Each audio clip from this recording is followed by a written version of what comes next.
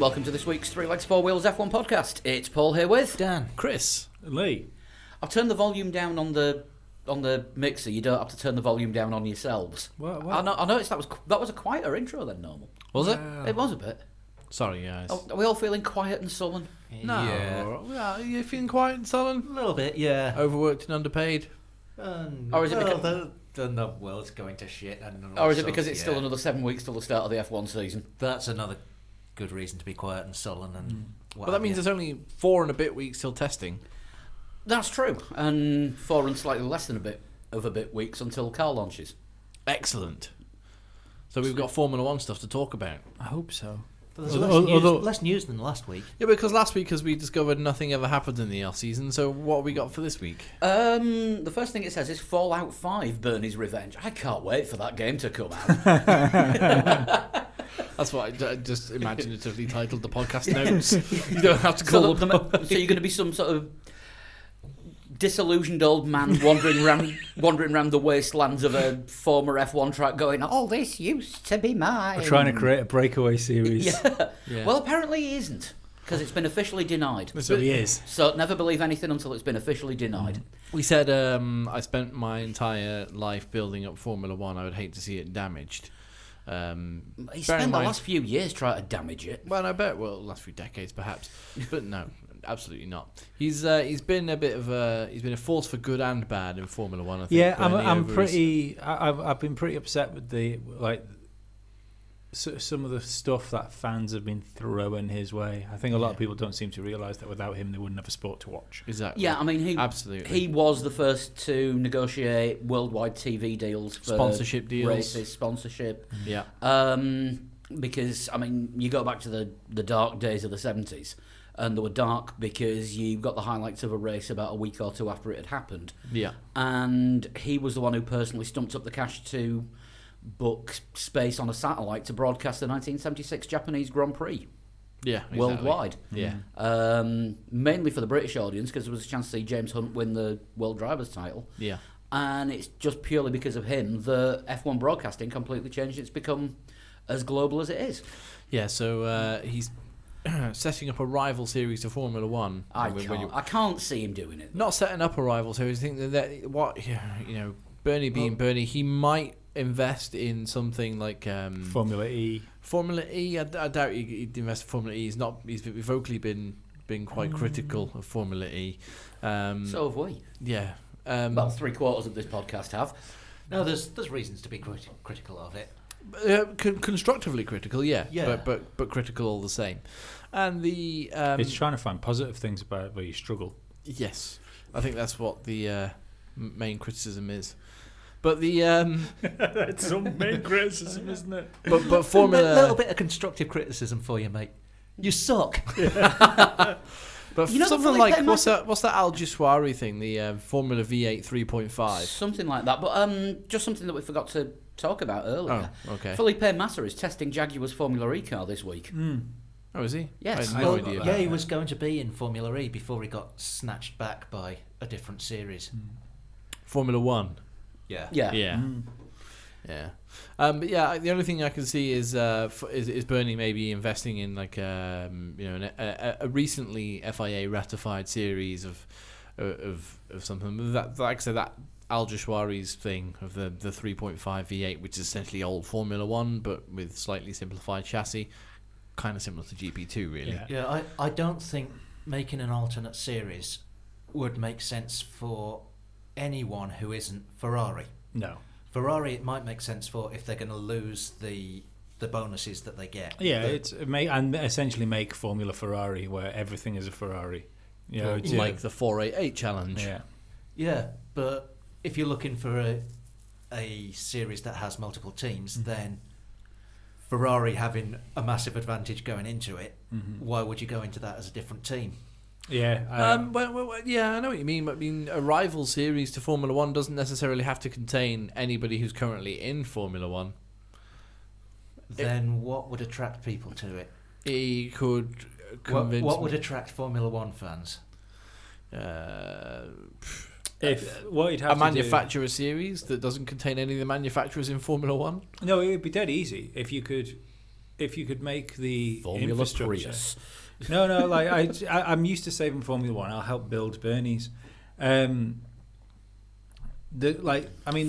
Burnley. The main thing that why this won't happen is like the infrastructure that's around Formula One. Can you imagine how fucking hard that would be to build the infrastructure to run a championship before you even have a fucking team on the grid to get a championship to the point where you can do it? Yeah, is fucking mind-boggling.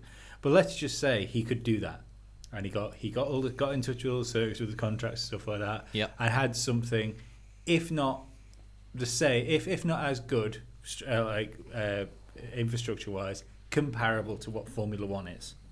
Then he could then go for everything that Formula One has tried to do to make itself more green and safe, is just throw loads of that out and go, right, we're having fucking V12s where they're all going to be turbocharged, 5 litre V12s or 6 litre V12s, and just helmets are banned. Throw and just refueling throw all every this 3 stuff. laps. And Refueling's done by the pit crew. Throw a bucket to you. You catch it, and you fill the car up as you go. I think Formula One, if he was to do that, could be in trouble quite fast if that happened, because I'm still of the one that I don't give a fuck whether Formula One's a prototype series or not. I just want entertainment. Yeah, I mean there is also that the historic Formula One racing series as well. I wonder if he might have anything to do with that. But when it comes to actually becoming funding a series that becomes a rival to Formula One, you could argue that. I'm sure Bernie. I don't think it's going to happen for a kickoff, but you could argue that if he had the right people to spin it, and you say about the lineage of Formula One, that. The fact that Bernie Ecclestone is there, you could almost say, well, no, actually, this is Formula One because it's Bernie's Formula One. That's now the imposter. Yeah. This is real Formula One. Yeah. It would need more than just Bernie, though. Oh, it would need more than Bernie, yeah. But I'm saying that's how you could spin it, to in order to make people forget that there's literally no history to this, because it would be the difference between Grand Prix racing and Formula One, then, wouldn't it? Because that's like Formula One underwent like a cosmetic makeover, didn't it, to become Formula One from being Grand Prix racing? Yeah. So, personally, I can't see it happening because he's going to want to keep himself involved with something. But at 86, does he actually have the time left to get everything set up and going and leave his stamp on it? Something which else is going to take a fair few years. It would. But something else as well that you that's been lost a little bit in with Formula One becoming within company within company, and then an ownership and all part of the FIA non-championship events. Like there used to be quite a lot of Formula One races. The Race of Champions at Brands Hatch, and I think there used to be about 4 or 5 a season, didn't there? Yeah, like just events that most Formula One teams and drivers would take part in, but were not actually part of the championship. I don't think nowadays you'd be able to do that, but that again, that might be something that Bernie would look into. But I don't see him setting up anything to rival Formula One. Yeah. Talking of rival or even feeder series or things that aren't happening, the GP2 calendar's out. Yay! There's going to Does it start in Bahrain? There's going to be 11 races starting in Bahrain. There's only one slight problem. At the moment, there's only 6 drivers.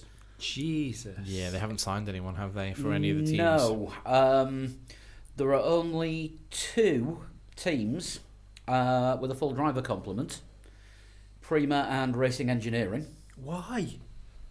And all the other teams haven't got anyone. In fact, there's still a vacant slot on the grid for the 11th team. Crazy. But why would you race in GP2 when people in GP2 aren't going into Formula One? Exactly. And people in F3 are. We've been saying this for quite a long time, haven't we? It's European not the feeder Formula series. No, it's not the feeder series it's supposed to be. It just isn't happening. It's not the feeder series you want. It's feeder series. It doesn't matter. Batman. We'll just leave it at that. GP2. Just quickly though, That before defeated we series move you on want. from the things, what I would like to, I'd be interested in seeing is you see if there was some sort of separate, much like what Formula E's done by just being street racing. I'd be very interested to see a racing series that was like a premier single-seater series that fucked off all this. I don't mean fucked off as in we need to get rid of them, because obviously I like the old circuits from Formula 1. Yeah, I like Silverstone, stuff like that. But if you were to fuck off all the old circuits and only use ultra-modern circuits, that have been built within the last 20 years sort of thing. Basically, what you said is Formula Herman Tilke. Yeah. It would be interesting to see, given the extra space and the extra runoff area, Well, yeah. what the cars could be. I think Formula E is close to doing that, but the problem with the problem with the circuits chosen for Formula E is that they tend to miss out a lot of the landmarks of the major cities that they go to. Yeah, I mean, if I yeah, saw but a that's London not really E-Prix, what I want to meant. see them flying over Tower Bridge, or like racing past Big Ben or something Yeah, like but that. that means closing London effectively. Yeah. Yeah, which they were talking about doing for a London Grand Prix for Formula Which will One. never happen. Yeah, Never happened. the closed Oxford Street, and Damon Hill went up and down it a couple of times in a Jordan. Yeah. Yeah. Yeah, but it'll No, never but I mean, happen. they were talking about having a London Grand Prix in Oh, yeah. Formula One about 5-6 years ago, and they It's actually never sounded to me like a serious proposition, though. no, but I And mean, the they difference would with have to Formula close E London is off it's for a that. day, isn't it? Formula E is a day. In theory, yeah. Yeah, whereas Formula 1, you're talking testing, qualifying, 3 days. race. Yeah, Well, the complaints about the Battersea Park Formula E was that it actually shut the park for pretty much 5 days for the residents. To get it all ready to race. Yeah, because you can't put the circuit barriers up in a day, No. and you can't put the tents up for the pits. So if that was the case, then for Formula 1 to race there, Yeah. you'd be looking at over a week. yeah, quite probably. Yeah, but I mean, Yeah. they manage it in other cities, so I don't see why. Well, what is it? Baku, they had to they closed the circuit off for 2 weeks. 2 weeks. Yeah, it was 10 days before the race and 4 days after. Fair enough. I think we're forgetting how the difference between major cities and other cities. Baku. Yeah. Yeah, it's. Yeah. There's still a hell of a population. In Oh no, Baku. yeah, I'm, yeah, sure, of I'm course, sure, yeah. sure there is, Yeah. but I don't think it's like. And I quite like the look of that Baku City circuit. I think it's a great circuit. It just didn't provide a great race, did it? Really, the only one race we've had. I there. don't think. But then the first time at Sochi didn't, and we've seen some good races at Sochi since Yeah. then. We have. Yeah. Yeah, and also, but Valencia was always rubbish until Mark Webber went upside down. Yeah. And then it was rubbish again once he was the right way up. Yeah, Yeah. But no, I'd like to see these modern circuits. I think you could have incredibly fast cars with incredible downforce. yeah. Well, Yeah. that's what these circuits have been designed for, and Yeah. it's just happened that all these new circuits come in just at the point where Formula One is going slower because of the technical regulations and Yeah. what is Oh, it now will, and the it new will. thing. When you consider the races, I mean, I'm sure there will always be people that don't want this to happen. But eventually, like shock horror, Spa won't be on the calendar. Silverstone won't be on the calendar. Monaco. Yeah, Monaco won't be on definitely won't be on the calendar at some point. I mean, the only difference is that it's going to be then, and it's not really up to the shouting at Formula One for stopping the races there. Instead of the vocal minority shouting at Formula One to save Silverstone, they should be shouting at their own government to save Silverstone and invest in it. Yes. Yeah, I Yeah. can see where you're coming Yeah. from with that. Yeah. Because that's the only way we'll end up with a But this British is- Grand Prix eventually. Is if there is a Turco-like circuit, which would be Silverstone essentially. If anything's going to happen like that, Silverstone would essentially be flattened and modernised. Well, it's been Um, modernised fairly recently. No, but I mean it's been Get rid of all the old parts of the track and put new Tilke. brought up to modern Formula One standards. Yeah. Yeah, I don't mean that this is going to happen today. Maybe in 20 years' time, but eventually this shit has to happen. It's not the circuit you want. It's the Batman. Yeah. Talking of Batman, this Basically, I want F-Zero X, and we need to fucking get rid of all this old stuff so we can have zero-G racing. Yeah, but talking of Batman, this is a complete aside, nothing to do with Formula One. I've seen the trailers for the Lego Batman movie. Why have they made Batman a jerk? I don't know. Maybe because he is. Well, yeah, he was in the Lego movie. I've not seen the Lego movie, but it's Batman. He shouldn't be a jerk. That's all I've got to say on the subject. It's not Fair Batman, though, is it? It's not Batman. Also, you should see the Lego movie. Yeah, you really should. No, I started watching it. I had to turn it off. You're wrong. I saw the PlayStation game as well, so that was the game of the movie of the toy. I started playing. Do you know what the problem is with the PlayStation games? I know this really should have been kept for Patreon podcast. You spend half your life playing them? No, the problem with the Lego games is that the Batman ones, if they were actually proper games instead of Lego games, they'd be fucking ace. Because they're so comic book alike. But it's the fact that the game loop for Lego games is fucking hideous. Carry on with the Formula One podcast. All right, we'll talk about Mana collapsing then. Yeah, that's happened since Like we that's last bad. badly happened since built last week. Lego house. Well, badly built Lego car. Yeah. Yeah. Since we recorded last week on, was it Tuesday? Tuesday we recorded. Yeah, last week things were looking hopeful for them, but it didn't work out. Do I have to pretend I care about this? No. Called it. No, you don't have to pretend that you care about it at all. But I personally think it's a little bit of a shame that they're not going to be on. Yeah, Not just not on the grid, but even if they were on the grid, we didn't want to see 2015 Mana again, did we? That's my one, and I think that's 5 what or it, 6 that's years what it slower. would have been. 2015 Mana would have been a bad thing to have on the grid. 2016 Mana deserved to be there. And Yeah. 2017 Mana, if they could have carried on Yeah. in the direction they were going, would have been good. But it just proves that they couldn't carry on in that way. Because obviously that losing that point is a big thing for them. But I still think that this would have happened with And that it's point. worth pointing out that with point. Mana's collapse, that the 3 teams that entered Formula One in 2010 are all gone. Yeah. All of them are now completely folded. They passed on through various ownerships, and they're now completely gone. Yeah, Max so Mosley's great idea of, yes, there'll be a salary cap, so we'll take 3 new entries, and no one's allowed to spend any more than, $40 million a year, and you've all got to use Cosworth engines. And But there was also, oh, hang on, no, I've been fired. Oh, rules are scrapped. Yeah, But well, the crazy thing about that is, like he says that the teams can't use more than $40 million a year. Schumacher was paid 20. Do you know what I mean? Yeah. This fucking ridiculous. That was never going to happen. Yeah. And he knew that as well. and the Too many sexy parties. yeah. No, but I would like to see the entrance opened up again for perhaps another 2 new teams. Not 3. I think 26 cars on the grid would perhaps be a little too much, even though we used to have that in the 90s. But Do we want to would go back to say- the days of pre-qualifying? What I want is, if your team is winning in GP2, you can move up to GP1. Yeah. which is Formula One. That's To it's- F1, yeah. Yeah. That's Formula Lee, isn't it? Yeah. Yeah, the promotion and And if- relegation. Yeah, promotion and relegation like in football. Yeah. That makes a lot of sense. And then the Though it's voluntary to go up, so Yeah. if you can carry on winning GP2 if you want to. The only but with a problem with different that would driver, be, of course. The only problem with that would be, 'cause now I'm going to destroy my own idea from Formula Lee, is that most of the cars on the GP2 grid are affiliated to a Formula One team, and And they're all the same chassis. yeah, and you would have to make it literally junior Formula One, so they have the facilities there to build a Formula One. Well, car no, if this is needed. where I was going next with Customer car. Customer cars. You know, the model that now seems to be followed and successful. Haas, as Lee rightfully pointed out, made a mockery of everything of everything that happened with the new team since 2010 by coming in and scoring points in their first race.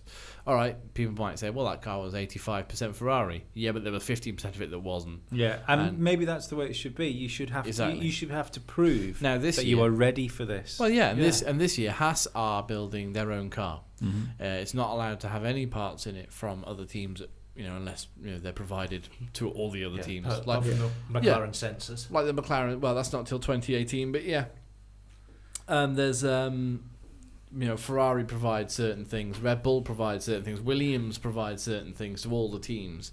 So of course those parts are going to be from those teams, but it'd be interesting to see how Haas get on building their own car. They've had a year as essentially being a customer team, and I actually don't think there's much wrong with having a customer team. MotoGP manages it with what they're like satellite teams. I think they call them the satellite teams. Yeah, satellite teams. So essentially, they get the prototype of that year's MotoGP bike, like a Honda satellite team, for example.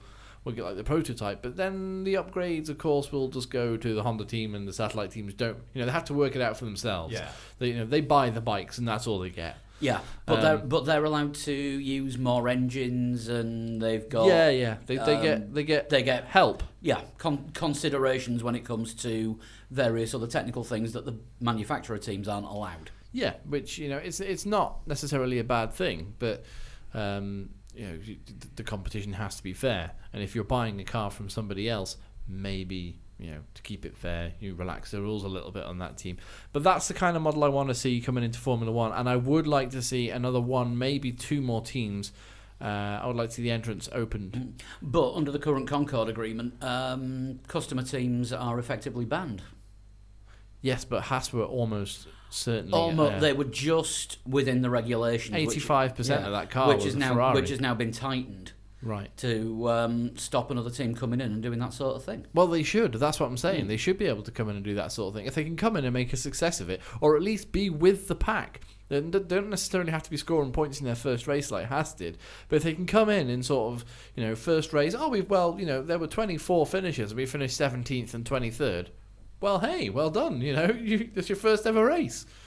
Yeah, as long as you're not Manor 2015. Yeah, and you're 8 seconds down a lap. At times McLaren 2015. Yeah, exactly. Well, Manor 2015, you're 8 seconds a lap down and starting a race later than the other teams. Yeah, because your software won't integrate with the new car, with the old cars. New software won't work with old cars. Yeah. Normally do the mailbag at the end, but we've had a tweet on the subject of Manor from Bradley C44.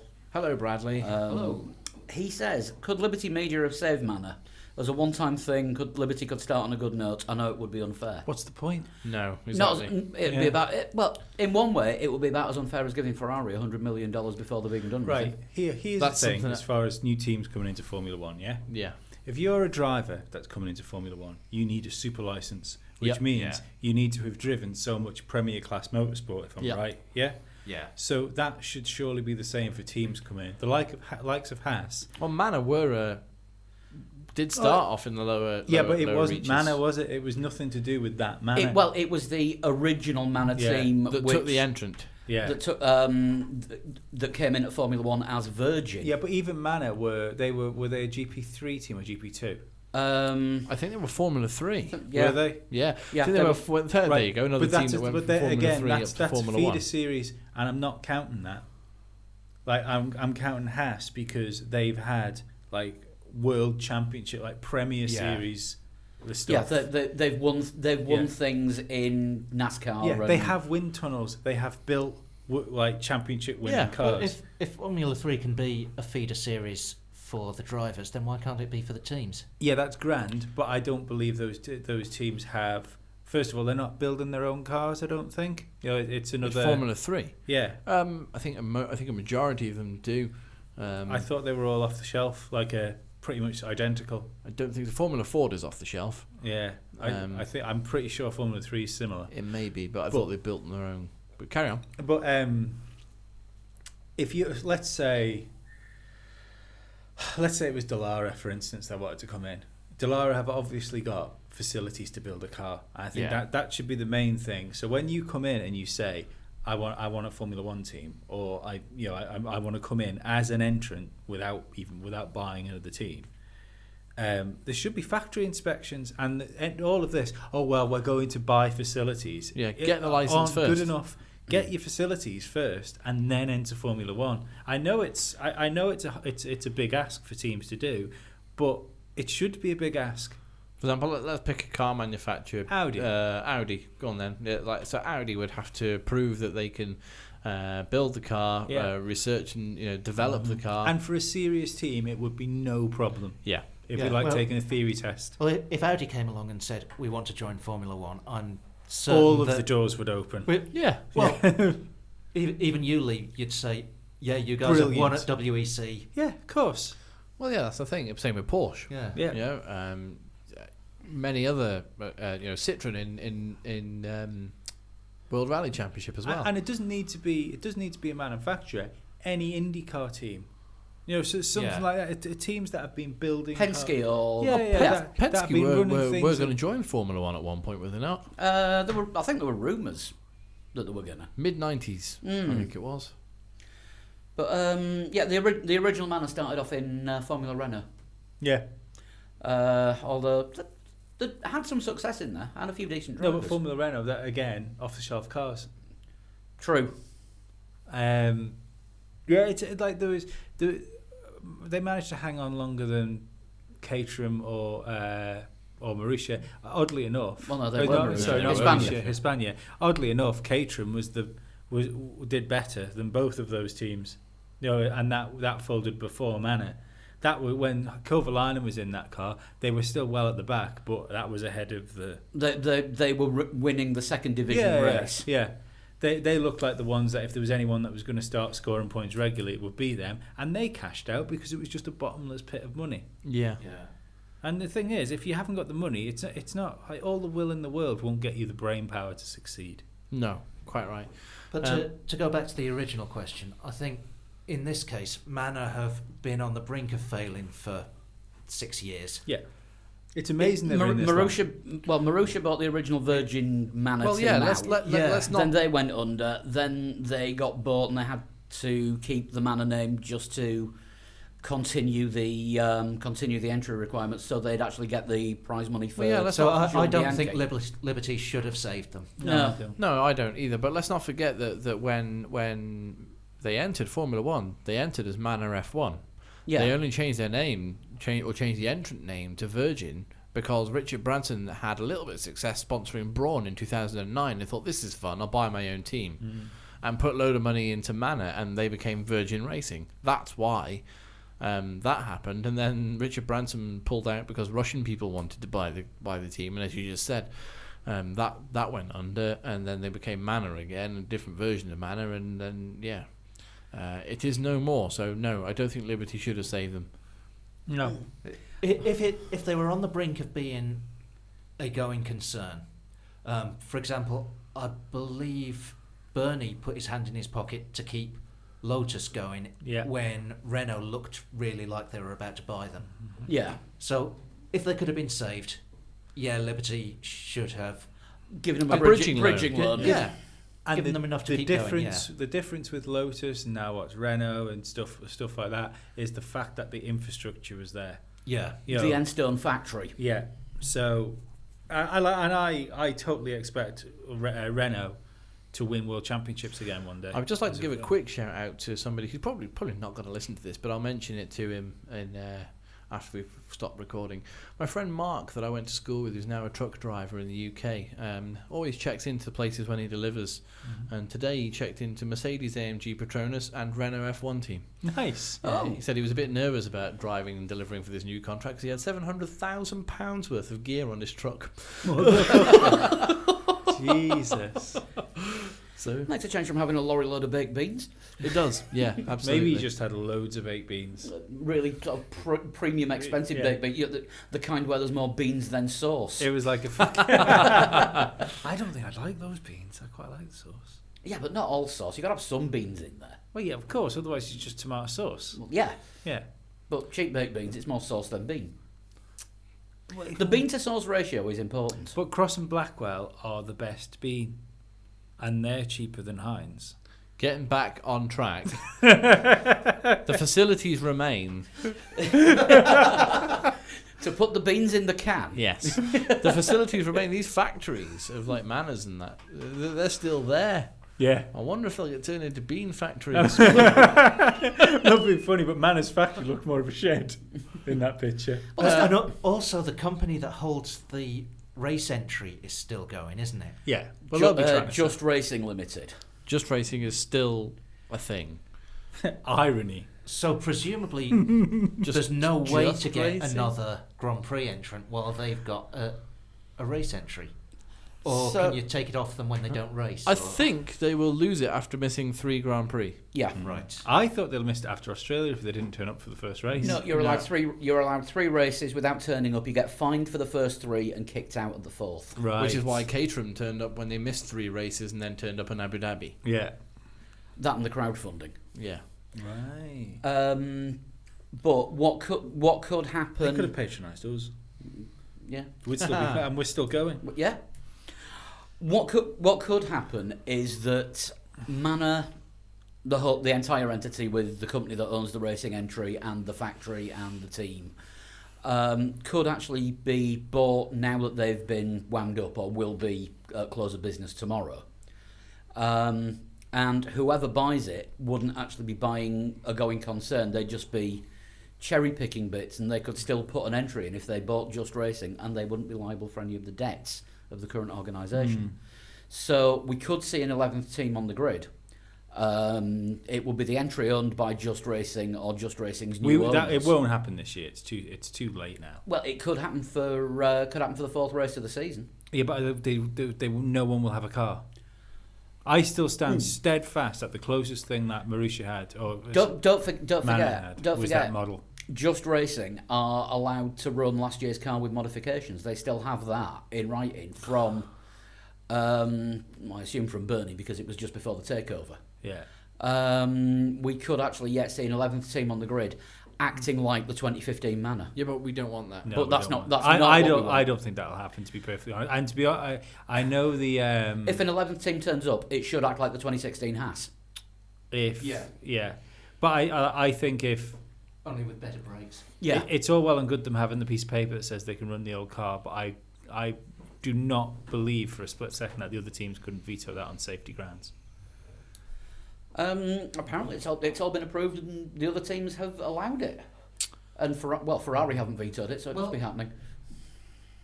Have they? They've allowed Manor to run Manor's 2016 car. If someone else turned up and wanted to run Manor's 2016 car, And they buy the entry and they buy the 2016 chassis.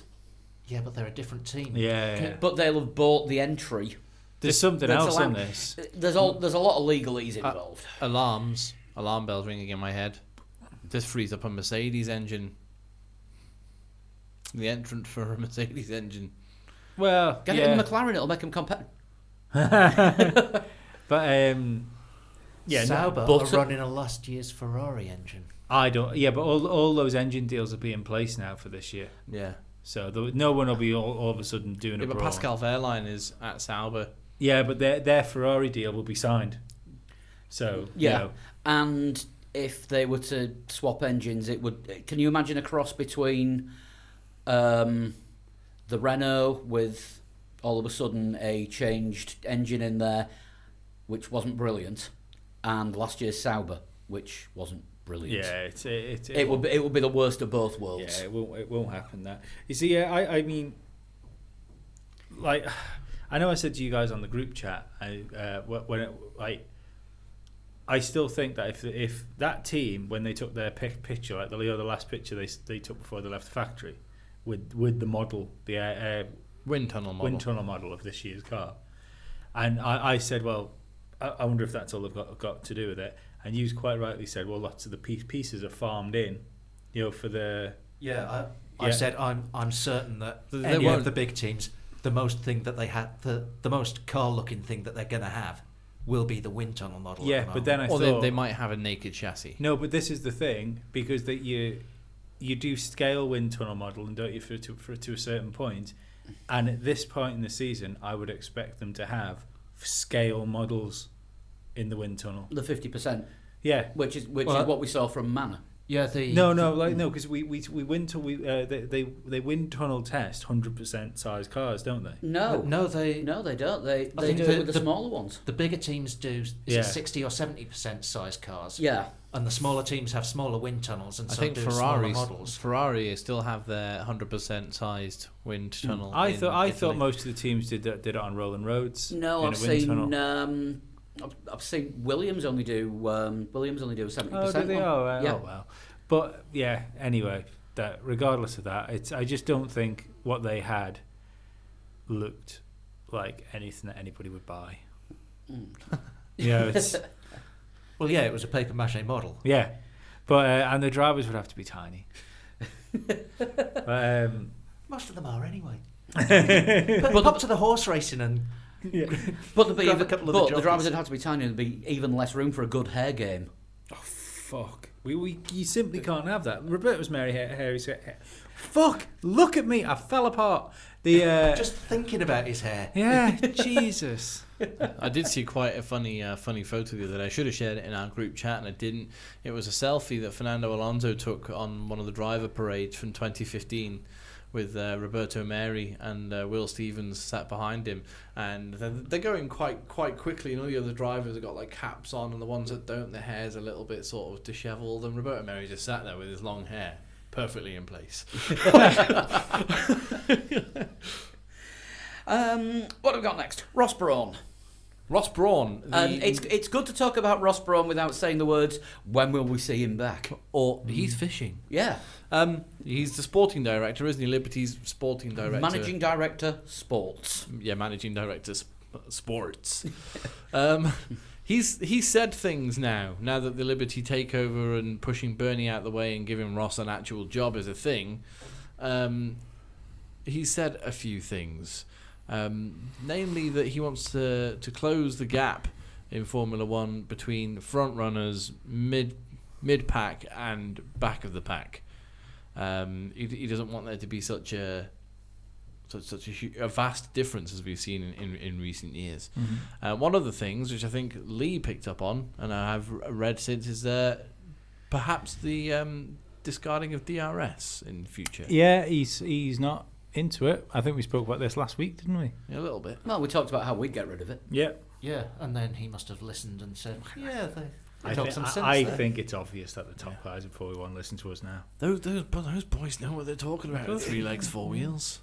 Just think, imagine. Do you remember when we were talking about putting 3 legs, 4 wheels on the side of a Manor? Yeah. Maybe they'd still be bloody going today.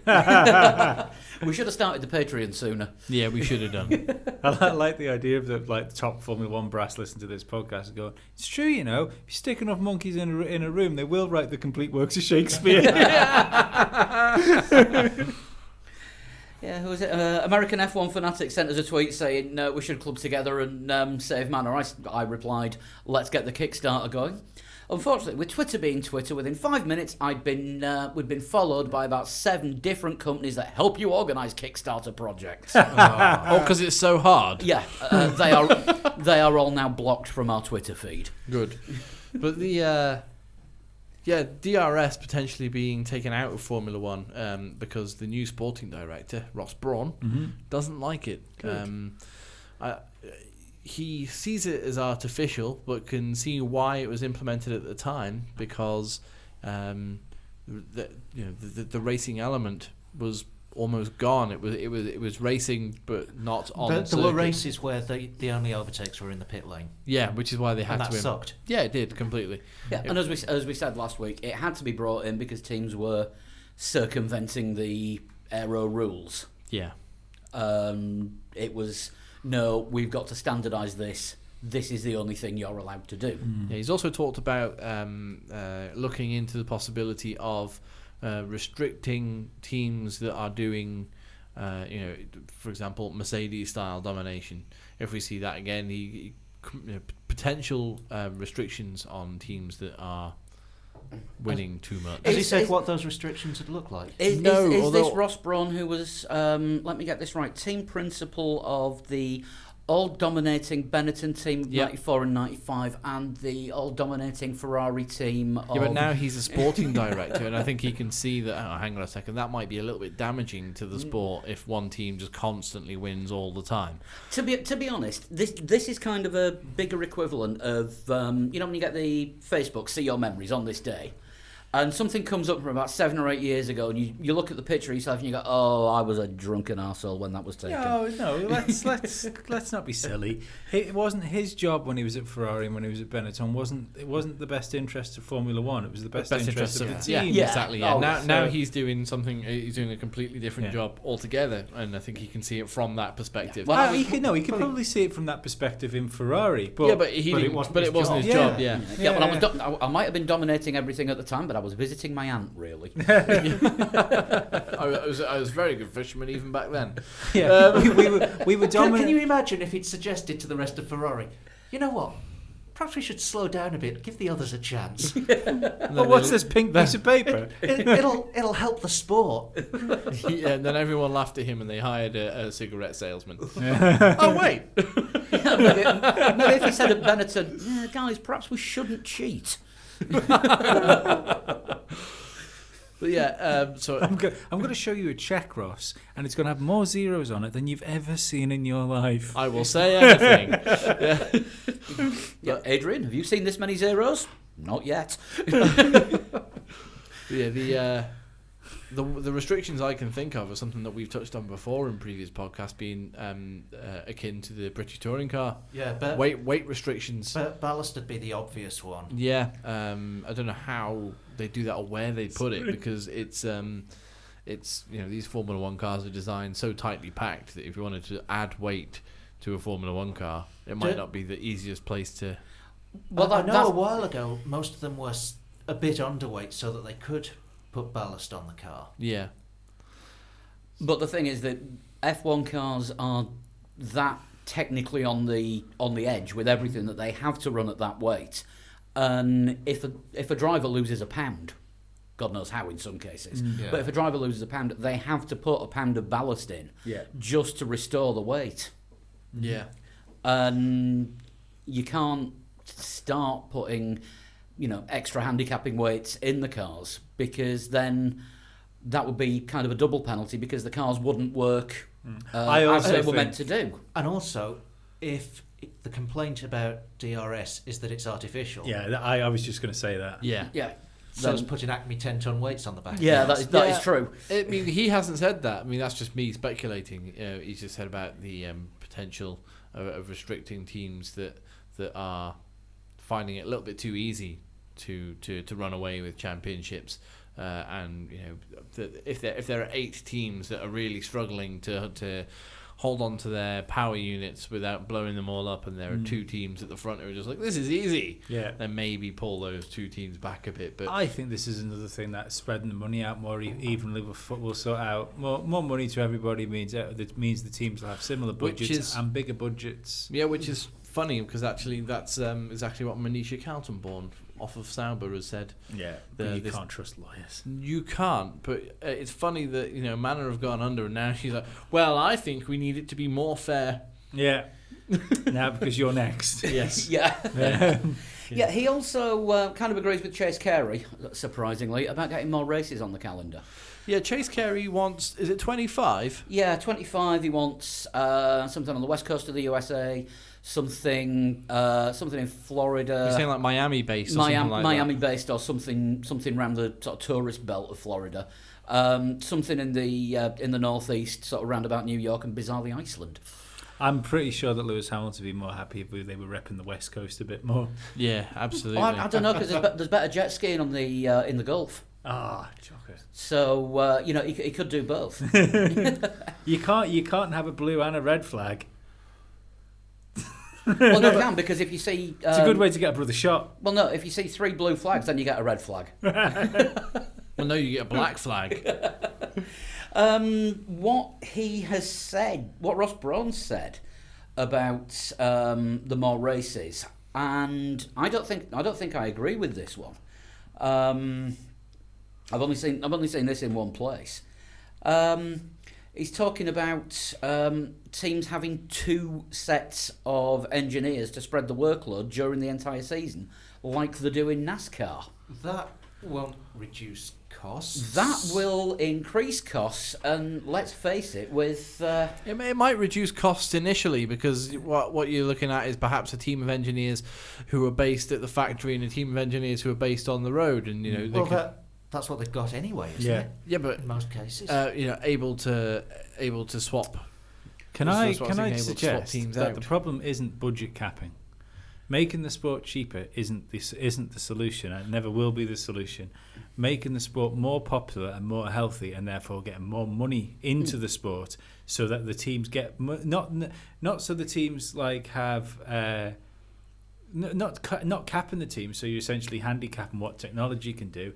Getting more money in it, so it is the fucking pinnacle of motorsport. My main thing though with this 2 crew thing, and it's all Lewis Hamilton's fault, because how much of a whiny little bitch was he last year when he'd had some mechanics swapped? He did lose the World Championship this year. That is true, but before he'd lost it, when it looked like he was going to lose it anyway, how much of a story was it about, they've swapped some mechanics round and all of a sudden Rosberg's doing better and he's got Lewis's old mechanics? Well, if he doesn't know from 1 week to the next what team he's going to be getting on his car, and there's I do. Hang on a second. Just to defend Lewis for a few seconds, they swapped the mechanics round, and in the first 4 races of 2016, he had 3 failures. And he had more failures than Rosberg all through the fucking year. Absolutely. So I can see why he might be going, hang on a second, guys. Yeah. If I was beating Rosberg all that time and then, he had the bad luck, now all of a sudden you switch to garage and now I'm the one having the bad luck. I'm seeing a correlation here.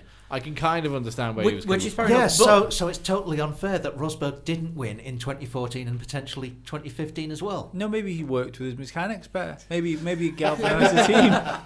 But the thing is, if a driver's then got 2 sets of mechanics to get used to, that's gonna cause more problems, because you're a driver, you work with your team unless your car. Unless you have like key men that are always there, Yeah. key men and minions. Yeah. But I mean, the thing is, this is when people say about like the Hamilton mechanics swap around, I don't think it's a fair thing to say, because when you look at MotoGP, for instance, I mean, we're not just talking about a rider having his own crew of mechanics in a team. You talk about when that driver moves to another team, the mechanics go with him in most cases. Or in the case of Rob Smedley, when he moves to another team, he takes Felipe. But do you know what I mean? That's how important it is having a team galvanised around you, is the fact that they actually fucking move teams. Oh, because I mean, an F1 example, if you look at Jock Clear, he followed Jacques Villeneuve wherever he turned up. Yeah. Valentino Rossi going to Ducati from Yamaha to Ducati, took about 15 people with him, and then when he moved back to Yamaha, he took them back with him. Yeah. So yeah, it's a team sport. Yeah, I just that's one reason I couldn't see it working with 2 teams per driver. Yeah, no, but I could see how that would work, because it's two teams per driver, but you can call it 2 teams all you want. It's one team. Yeah, it's one team. They just do different races, different personnel. Yeah. But you're gonna want your best guys with you all the time, aren't you? Yeah. No. Well. Yeah. But we're talking about Formula One. I don't think there's going to be a lot between all of them. And if you're talking about it just being I don't think that Hamilton's mechanics and Rosberg's mechanics were inferior to each other in any way. I think the difference would be procedures, and that Lewis wasn't used to working with that team with those procedures, or maybe he just fine-tuned it with his team, where they were just running a tighter ship, and then they took the experience that they got from him and with two sets of it's almost confusing the issue. It doesn't need to be confused by saying there's 2 sets of people. There's not 2 sets. There's just more. Yeah. Yeah, it's just the way the story is presented. It looks like Ross Brawn's saying. Yeah. You know. So, but the 25 races in a season is an interesting one, because a lot of drivers said that the 21 race season of 2016 was I went on a little bit too long. I think before Webber retired, he said that You know, when he first started racing, you started late March and you finished beginning of November, late October, beginning of November. He said, now, so I'm not getting home till December because it's the rate that we're racing until the last weekend in November, and we're starting early on in March, and there's more races packed in. It's a bit too much. So if Mark Webber was saying it was a bit too much before he retired from Formula One at what was 20 races when he retired, then are we going to see more people speaking out about the fact that 25 races could be a thing?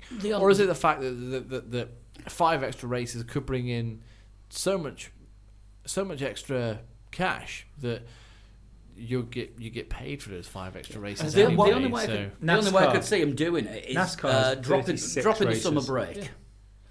Yeah, I was about to say, what would be the effect on the development of the next year's car? Also, I'd like to point out... Well, don't forget, during the mid-season break, the factory has to shut down.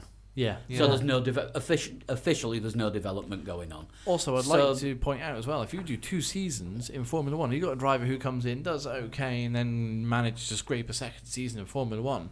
They've done 50 races. Yeah. If they do you say about NASCAR's season lasting forever. That's not as bad on the travelling because at least they're staying within. It's in one country. It's in one country. But like, here's something. Now, people might not like this. I'm sure some won't. But people will love it, Lee. Have faith. I worry sometimes that Formula One has just become the rich man's play sport rather than like a competitive sport. I've said this about drivers coming in, the likes of a Max Chilton That's how it started. Yeah, no, I know that's how it started, but it's now supposed to be a competitive sport, and I do worry sometimes that's why I know that Max Verstappen is going to be the answer to this because he's come in and been super quick. But for every one good driver, we get like 10 tryhards that have just happened to have enough money in the bank to get them through a season or a half a season in Formula One. Yeah. Now, if there's too many races put on the calendar where people think, well, I don't want to do this, well, don't do it. Don't do it, and there will be some other driver that will be willing to do it. I know it's fucking pro wrestling. I always bring pro wrestling up in these situations. I didn't want to think you were a fan. Last year, Dean Ambrose wrestled more matches than anybody else, and he was at home for 3 days. 3 days he wasn't travelling on the road. Now that's a fucking schedule. Yeah. 20 races a year, that's not a schedule. Massive big break in the minute. Yeah. There's people I like. Do you know how many days I work a year? Fucking loads. Fucking loads. There's I'm currently halfway through that James Hunt book that I got for Christmas. I'm a bit of a slow reader. It takes me a while to find the pictures. Yeah.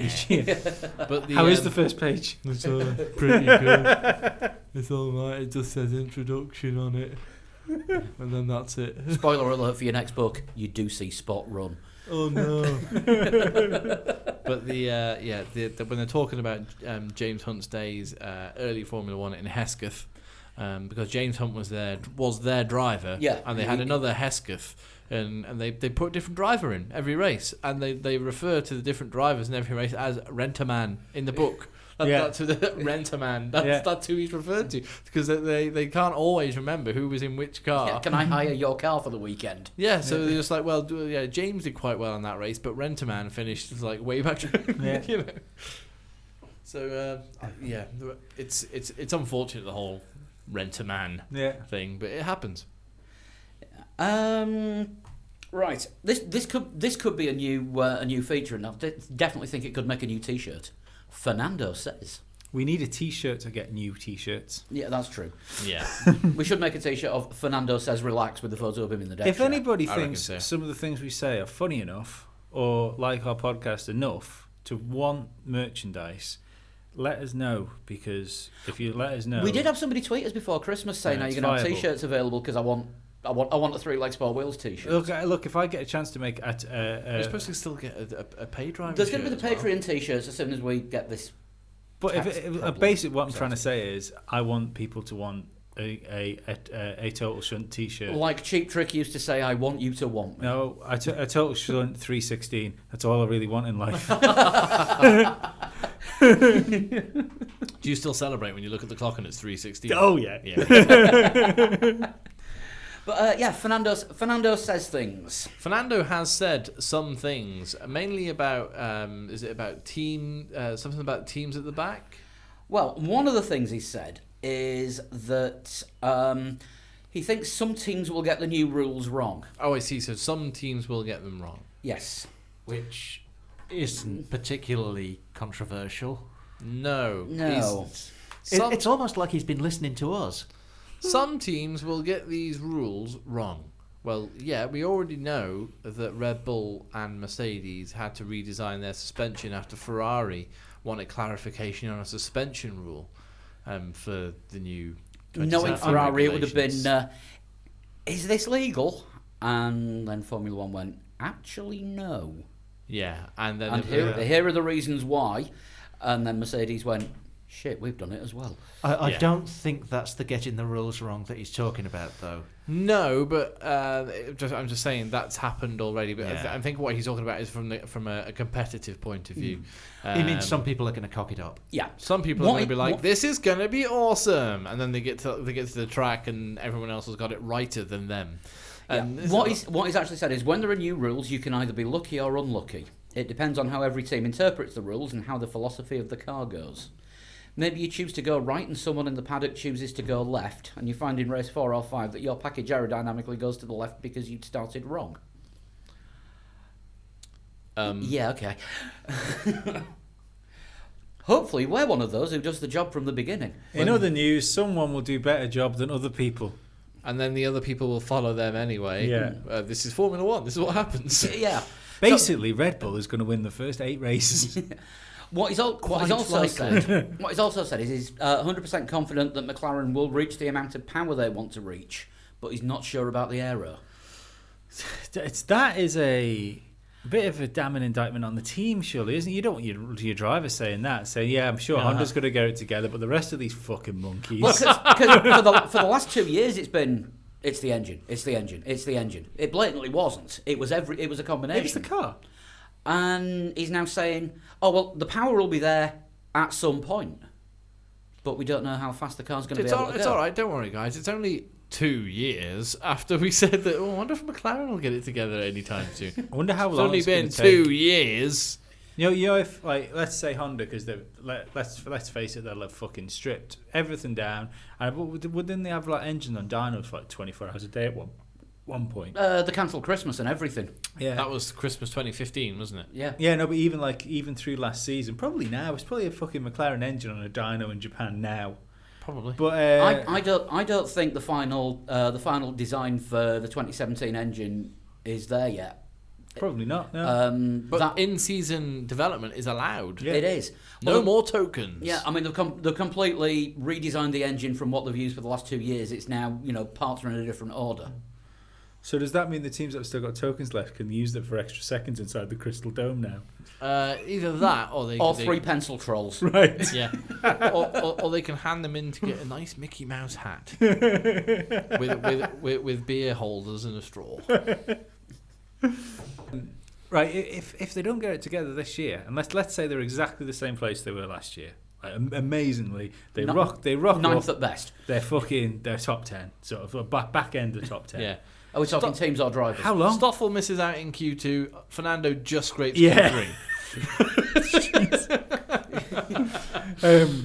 Stoffel Van Button. So how long will fucking Honda carry on for? They've pulled out before. They pulled out before when someone sneezed in a bank. Yes. In 1992, someone had a sneeze in a bank in America, and Honda went, "Oh, we don't like that. No Formula One for us next year." I wouldn't be surprised to see them get their engine into another car so that they can say, look, it was McLaren, it wasn't our Well, that's engine. already rumoured, isn't it, for 2018, it's going to be in a Sauber. Yeah. Yeah, Because I'd who holds- think of them putting the engine into a good car. Who holds the veto for It Honda? was Ron Dennis. It was that Ron- vetoed it was Ron Dennis. Dennis. That held the veto Yeah. for Honda not going anywhere. And the other Does he thing- still hold that veto? No, I don't think so, because he held it as Probably, CEO of McLaren. he probably does because he won't let Honda go anywhere near his road car. The only thing he's holding now is a fucking Cornetto. But I forgot what I was going to say now. Jesus. But I don't think that veto is transferable. I know, but the thing is, I think I don't think they'd take the veto anyway now, because if what we're led to believe between Honda and McLaren is right, it sounds like your new boss is going to have to do an awful lot of bridge building between the companies. Which may be what Alonso's doing in that statement there. Yeah, but you wouldn't. Saying Honda are great. Yeah. Yeah, but you wouldn't. That's grand saying Honda are great, but why chastise your team before you even hit the track? But McLaren employees will probably have been given a memo saying Fernando's going to say that. But there's no reason to do it. No, but he hasn't said that the car is going to be shit. He's just said that we're going to be there with the power, but we'll have to see with the aero. Yeah, but all he needed to say was, "Oh no, Honda are going to have it together next year." So are you going to be at the front then, Mr. Alonso?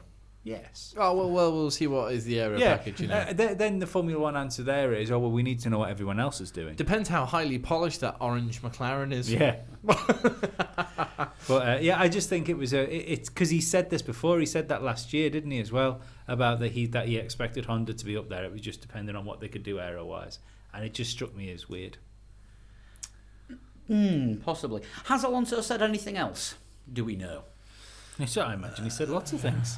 He's probably said quite a lot. He probably, I'm going to win all the races. Yeah, well, he said he's looking forward to Australia, but Just like the country. Well, if he wasn't, So that's almost like he listens to us. well, yeah.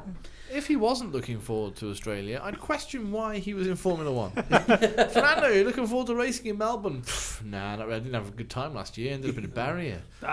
We've got a really bad case of the marches. Lousy March weather. Yeah, but the thing is, not all drivers are going to say they're looking forward to Australia. You ask him, are you looking forward to Australia? Wow. Which is ecstatic. Yeah, okay, fair point. I mean, he's too busy with his, what was it, Hartwell long drink? Hartwell or Hartman or something, Hartwell long drink, some new... Iceman long drink isn't a thing anymore. Oh. He now has a new Finnish long drink. It's still gin and lemon juice. Yeah. And literally gin and juice. But he, yeah. Gin and juice, yeah. I'm surprised Hamilton doesn't have something like that. Snoop Kimmy. That needs a Photoshop. Charlie Jefferson, are you listening? Yeah. If you are, Snoop Kimmy. Yes. What's next in our news? I was just about to say, interesting fact about the new Kimmy long drink. The only shops you can buy it from in Finland are called Alko. Alko. Yes. Fair Yep, enough. you can only buy anything stronger than beer. I think it's stronger than 4% from Finnish government-owned off licenses, and they're all called Alko. Yeah, but the tap water is like 6.5%. Yeah, that's true. If you've got any listeners in Finland who who experience that, just let us know how that works. It tastes. Don't send us any. Don't send us any Hartwell long drink. But if you had it, just if you fancy. No, I don't want any. No, I mean if you're boxing it up, I wouldn't. It's gin. I love gin. Oh no. Oh, Gin's nice. Gin's a good summer drink. Gin's the new hipster drink. No, I think it's gone now. I liked gin before; it was cool. But no, like gin's all right. A summer day barbecue, gin is the best drink. Carry on with the podcast. I'll carry on with the podcast. Nicky Lauda has had something to say. Does he like gin? He has had something to say Yeah. about Mercedes' new driver. Yeah, apparently Valtteri Bottas is at least as good as Nico Rosberg. Yeah. Well, Which is the weirdest thing. It's kind of, is that a backhanded compliment? Well, he's more Finnish than Nico Rosberg. This is a fact. Valtteri Bottas is at least as good as Nico Rosberg. So is he? I'd hope at least so. as good? I think this is kind of the opposite of buyer's remorse.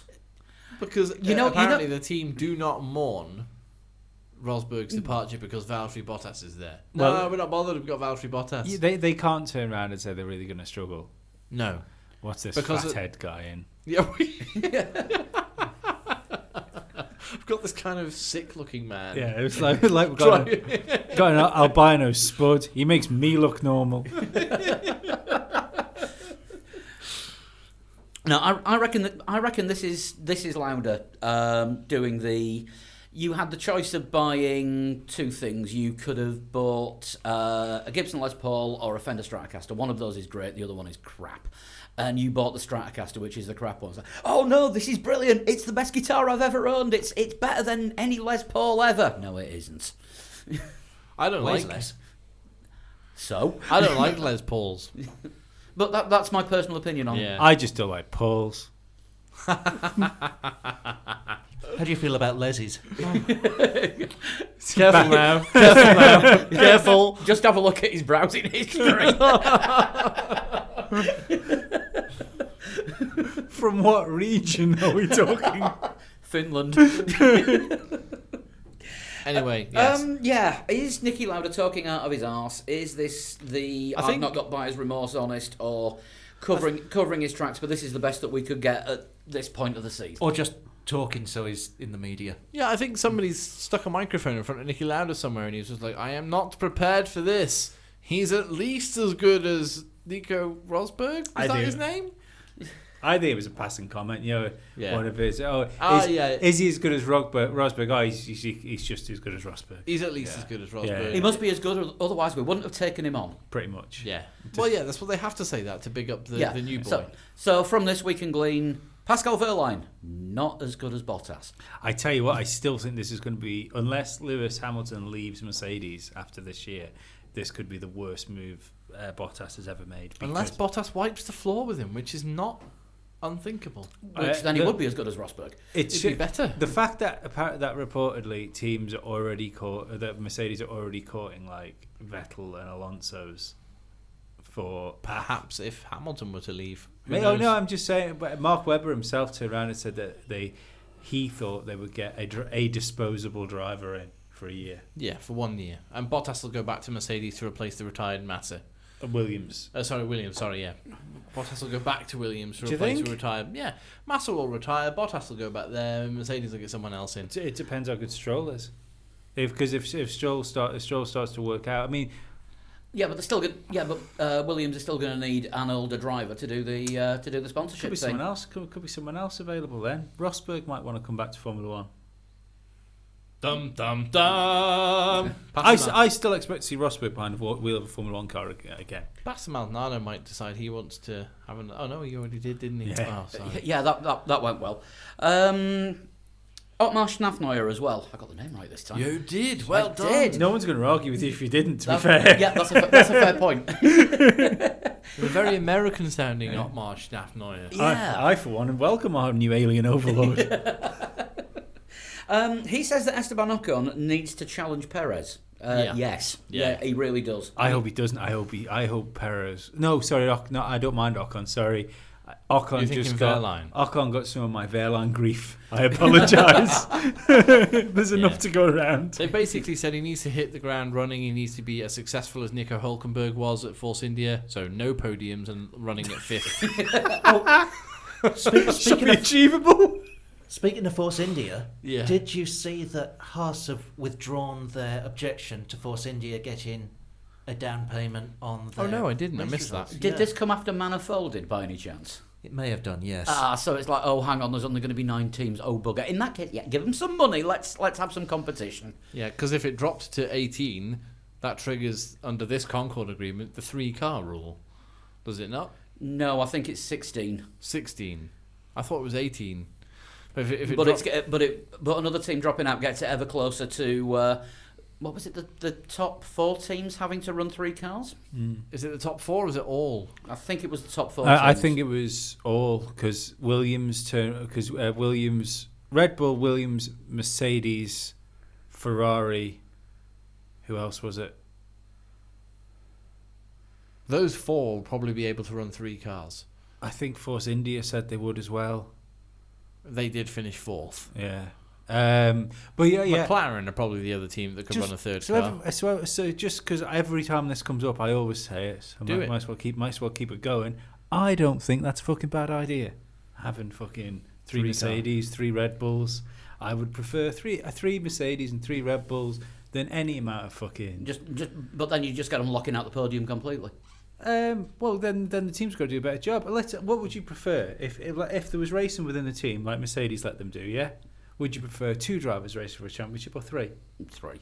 So it's to me it sounds great. Well, it depends if Red Bull have got 4 cars. it depends if the car in front was going slow enough. Yeah, Red Bull would actually fucking drop one if they had to get if let's say, because I think the most sensible thing for them to do in that situation would be to drop Toro Rosso, run 3 Red Bulls, and then you could have 2 main drivers and a developmental driver, which is what I think all the teams would do. And that, to me, I would rather see that than what we have. Certainly rather see that than Manor.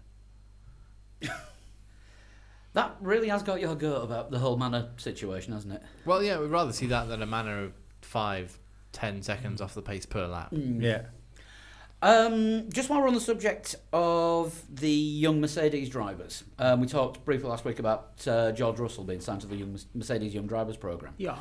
I can't remember who it was. Somebody sent us a message on Facebook with an explanation as to why they've signed him or their thoughts, and it makes sense. The I read testing that too. sessions Very good. has Was to it be. Barnaby? I think it might have been Barnaby.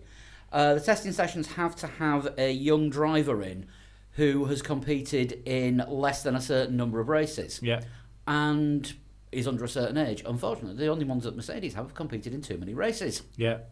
So Verline and Ocon can't take part in young drivers' tests because they've both they will have. I think Ocon, with him only doing half a season, can, but he will hit his limit at some point during the year, And it's within, pretty quickly. yeah, it's within a certain. It's to do with that particular car as well, isn't it? Have McLaren signed another driver as well then?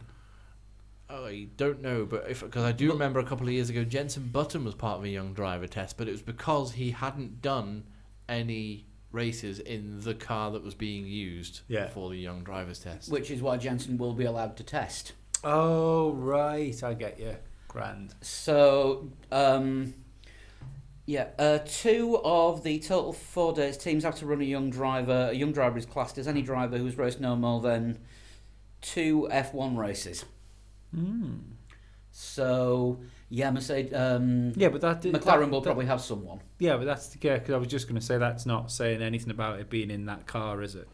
No, there's probably reams and reams of stuff on the official F1 rules, which I'm sure nobody's ever read. No. It's like a licensing agreement when you're installing a new game. Yeah, they'll probably. You just flip through to the end and click next. Yeah. If it's all right, they'll just sign another British driver, which they've got no intention of putting into Formula One. But yeah, that does make sense on why Mercedes have now got this complete unknown that's going into GP3. He's British, isn't he? George Russell. Yeah. Apparently, he is talented rather than loaded. Yeah, it's the did he win GP3? No, he's entering GP. No, he's Oh, he's entering GP3. GP3. He won what he's just entered, didn't he? Whatever his stepping stone was to GP3. British Formula 3000? 3. Was I it can't remember. British Formula something? Anyway. Left-handed googling. He was in European Formula 3. Sorry, European Formula 3. There you Right. go. Yeah. GP3 is a bit of a sideways move then for him, isn't it? But whichever GP3 team he goes into is going to get a little bit of extra help from Mercedes if he's a Mercedes driver. I don't think there's all that many GP3 drivers as well, because I think they're about as screwed as GP2. Just amalgamate the lot. Yeah. GP 2.5. Yeah. Do that and then get somebody else to build the cars. Yeah. Yeah, let's. I'm just frantically googling how many GP3 drivers are signed up for this year. It's not a bad idea, actually. 6. So the same number. Yes. If they're doing double duty. Well, it'd just be like the 2005 Indianapolis Grand Prix all over again, but for a whole season and for 2 Formula. Although there is a new GP3 driver that's coming in this year that we may have to keep an eye out for. Go. Giuliano Alesi. Giuliano Alesi. Yes. Relation of? Son of. Jean Alesi. Yes. Jean Alesi. Wow. Fucking mediocrity beckons. Oh, no. Jean Alesi in his early days in Formula 1 was brilliant. That's why he's dripping in wins and championships. Wins, yeah. He won a couple of races. He was always in the wrong team, Jean Alesi. Yeah. But I think it was like in his first couple of races, I can't remember who he was racing for. I think he was Tyrrell. and he managed to unlap himself from Ayrton Senna. Yeah. And he did an Irvine, basically, unlapped himself from Ayrton Senna. Unlapped himself without being punched. Well, here's something, and And followed Ayrton Senna. it Finished seems sixth like- in his first race, I think. It seems like I'm trying to fucking piss off 90% of our listeners today. But here's something. Maybe Ayrton Senna was just another driver at the time. Quite possibly. Well, funny you should Unlikely. say that. Going back to the conversation that we had with Sean Kelly before Christmas, you get drivers that they get up to their formula, and that's where they are the best. Yeah. And Ayrton Senna, it just showed that he Happened to was be Formula One. It happened to be Formula One Yeah. for him.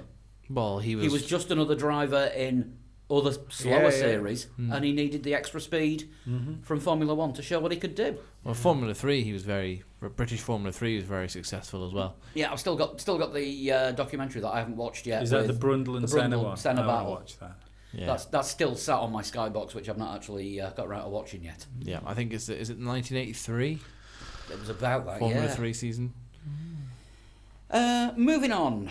Manisha Kaltenborn we've already talked about. We spoke about her before, about saying about the fair payments, and let's be honest, we've spoken about it in previous podcasts as well. Just don't stop giving all the money to Ferrari. Sort it out. Yeah. New Concord agreement will be sorted out, and get rid of Ferrari's veto, get rid of Ferrari's payments and distribute it round the other teams which are... It'll be Not interesting. necessarily get rid of Ferrari's payments, but stop leveling it so heavily in their favour. Just sort of dial it back a little bit. Say, all right, okay, you've got the historic championship payments, and you've been in the sport however long. You don't get that weird extra veto that you get all the time. But the $80 to $100 million extra that Ferrari get that no other team does, Exactly, that's unfair. just for being Ferrari. 2020, you say the Concord agreement's up for re-signing. Isn't Yeah. it? You know, it'd be interesting to see whether we'll lose another team though before that happens. Because that's a long way away, 2020. Yeah. You know, it's I know it's not a long way away. Yeah. But in a sport where you've got teams on the bubble. It was a very long way away when I used to watch C-Lab Here's 2020 a when I was a question. kid. So does that mean with Mana going now? Does that mean all the teams will get money next year? Yes. I think so, yeah. Top Right. So tens. so all the teams get something. Yeah. Yeah. Mana were going to get something I think you this still year have to- anyway, because there's the... You still have to score a point though. No, scoring a point gets you extra. Yeah. Yeah, But that's what I mean. the teams do get a slice of an even slice of the TV rights money. That's split between all the teams. Then there's the Constructors' Championship places money, which is prorated by position point and hypermathematics. That's fair enough. I mean, to be Then- perfectly honest, then you there's the historic wins Yeah. bonus. Then there's the extra Ferrari. Here's you some could money. argue the TV rights should be tiered as well. I'm not trying to take money off the smaller teams, but there's no fucking arguing that the teams that are up the front making the Get show more better TV. should get more money. Yeah. You know, they're making the sport better. I know it's. I'm not saying I agree with it, Yeah. but I'm just saying I realise that would be a vicious circle. So But amount- they've got the money coming in from the Yeah. sponsorship on their cars. But you could understand it. Yeah. Do you know what I mean? If you do more work, you expect to be paid more for doing it. Yeah. But as we never saw Saubers on TV, then they shouldn't get anything. Well, that's it. I don't even think they finished races. The anonymous penalty clause. I think they pulled over. They just pulled over, hid in bushes. then and appeared then, on the last then lap. crawled across the line in 16th and 17th Yeah, place. yeah. It's just like where Shawn Michaels won the Royal Rumble against British Bulldog. Not British Bulldog. Who was it? He hid under the ring. No, it was Jerry the King Lawler. Jerry the King Lawler hid under the ring in 1995. Yeah, I remember watching that because Jake the Snake came in and he pulled Damien out the bag and everybody scattered under the bottom rope and hid under the ring and and all then stayed there. Shawn Michaels dragged them out. Yeah.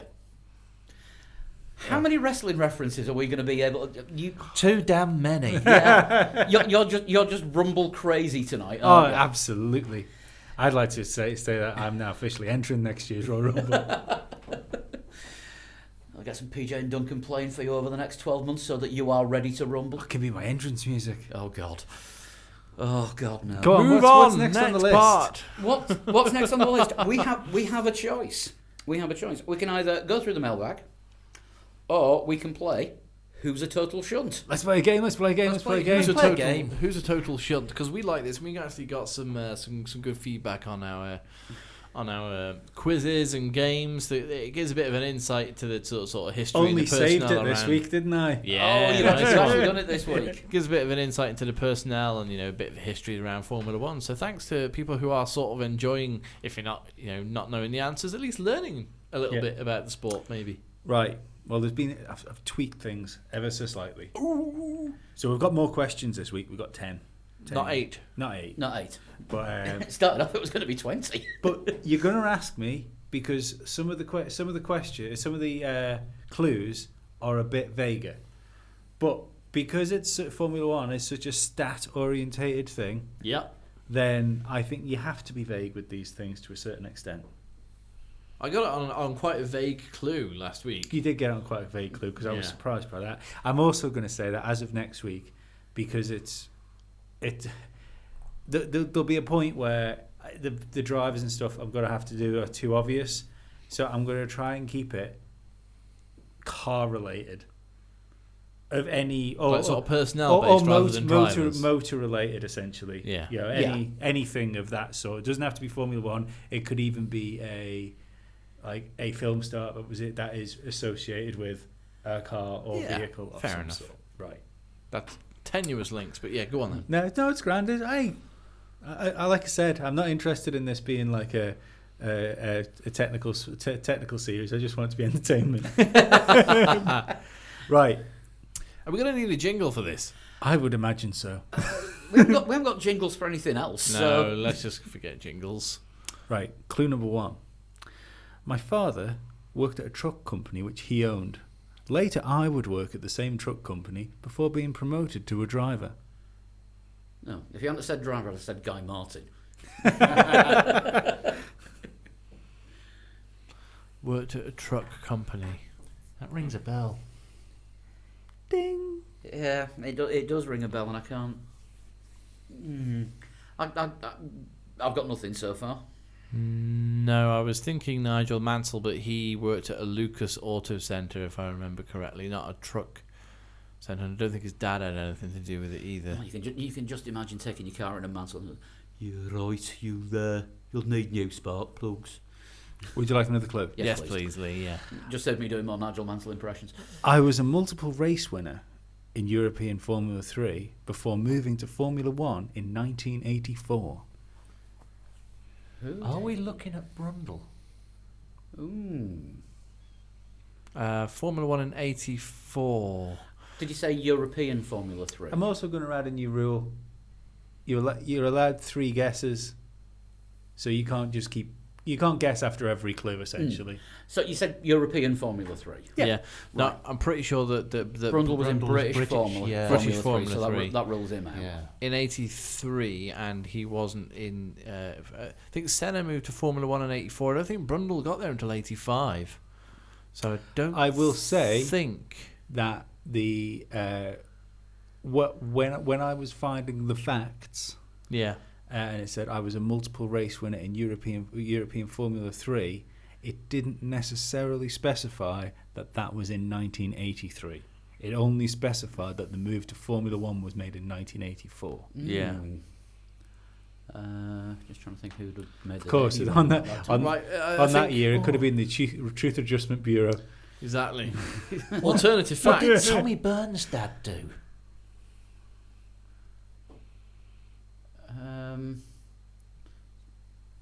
Did Tommy Burns start in Formula 1 in 1984?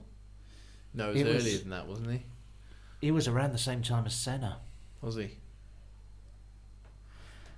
Oh, we appear to have Podcat outside offering support. I think we should go for another clue. Yeah. Right, let's keep Brundle on the side, because that's a possibility. I don't know about anyone else yet. Yeah. In the same year, I was fortunate to be alive after a serious road accident where I was thrown from my vehicle. Luckily, the car following me had 2 surgeons in the car, which quickly identified my injury and made sure I wasn't moved.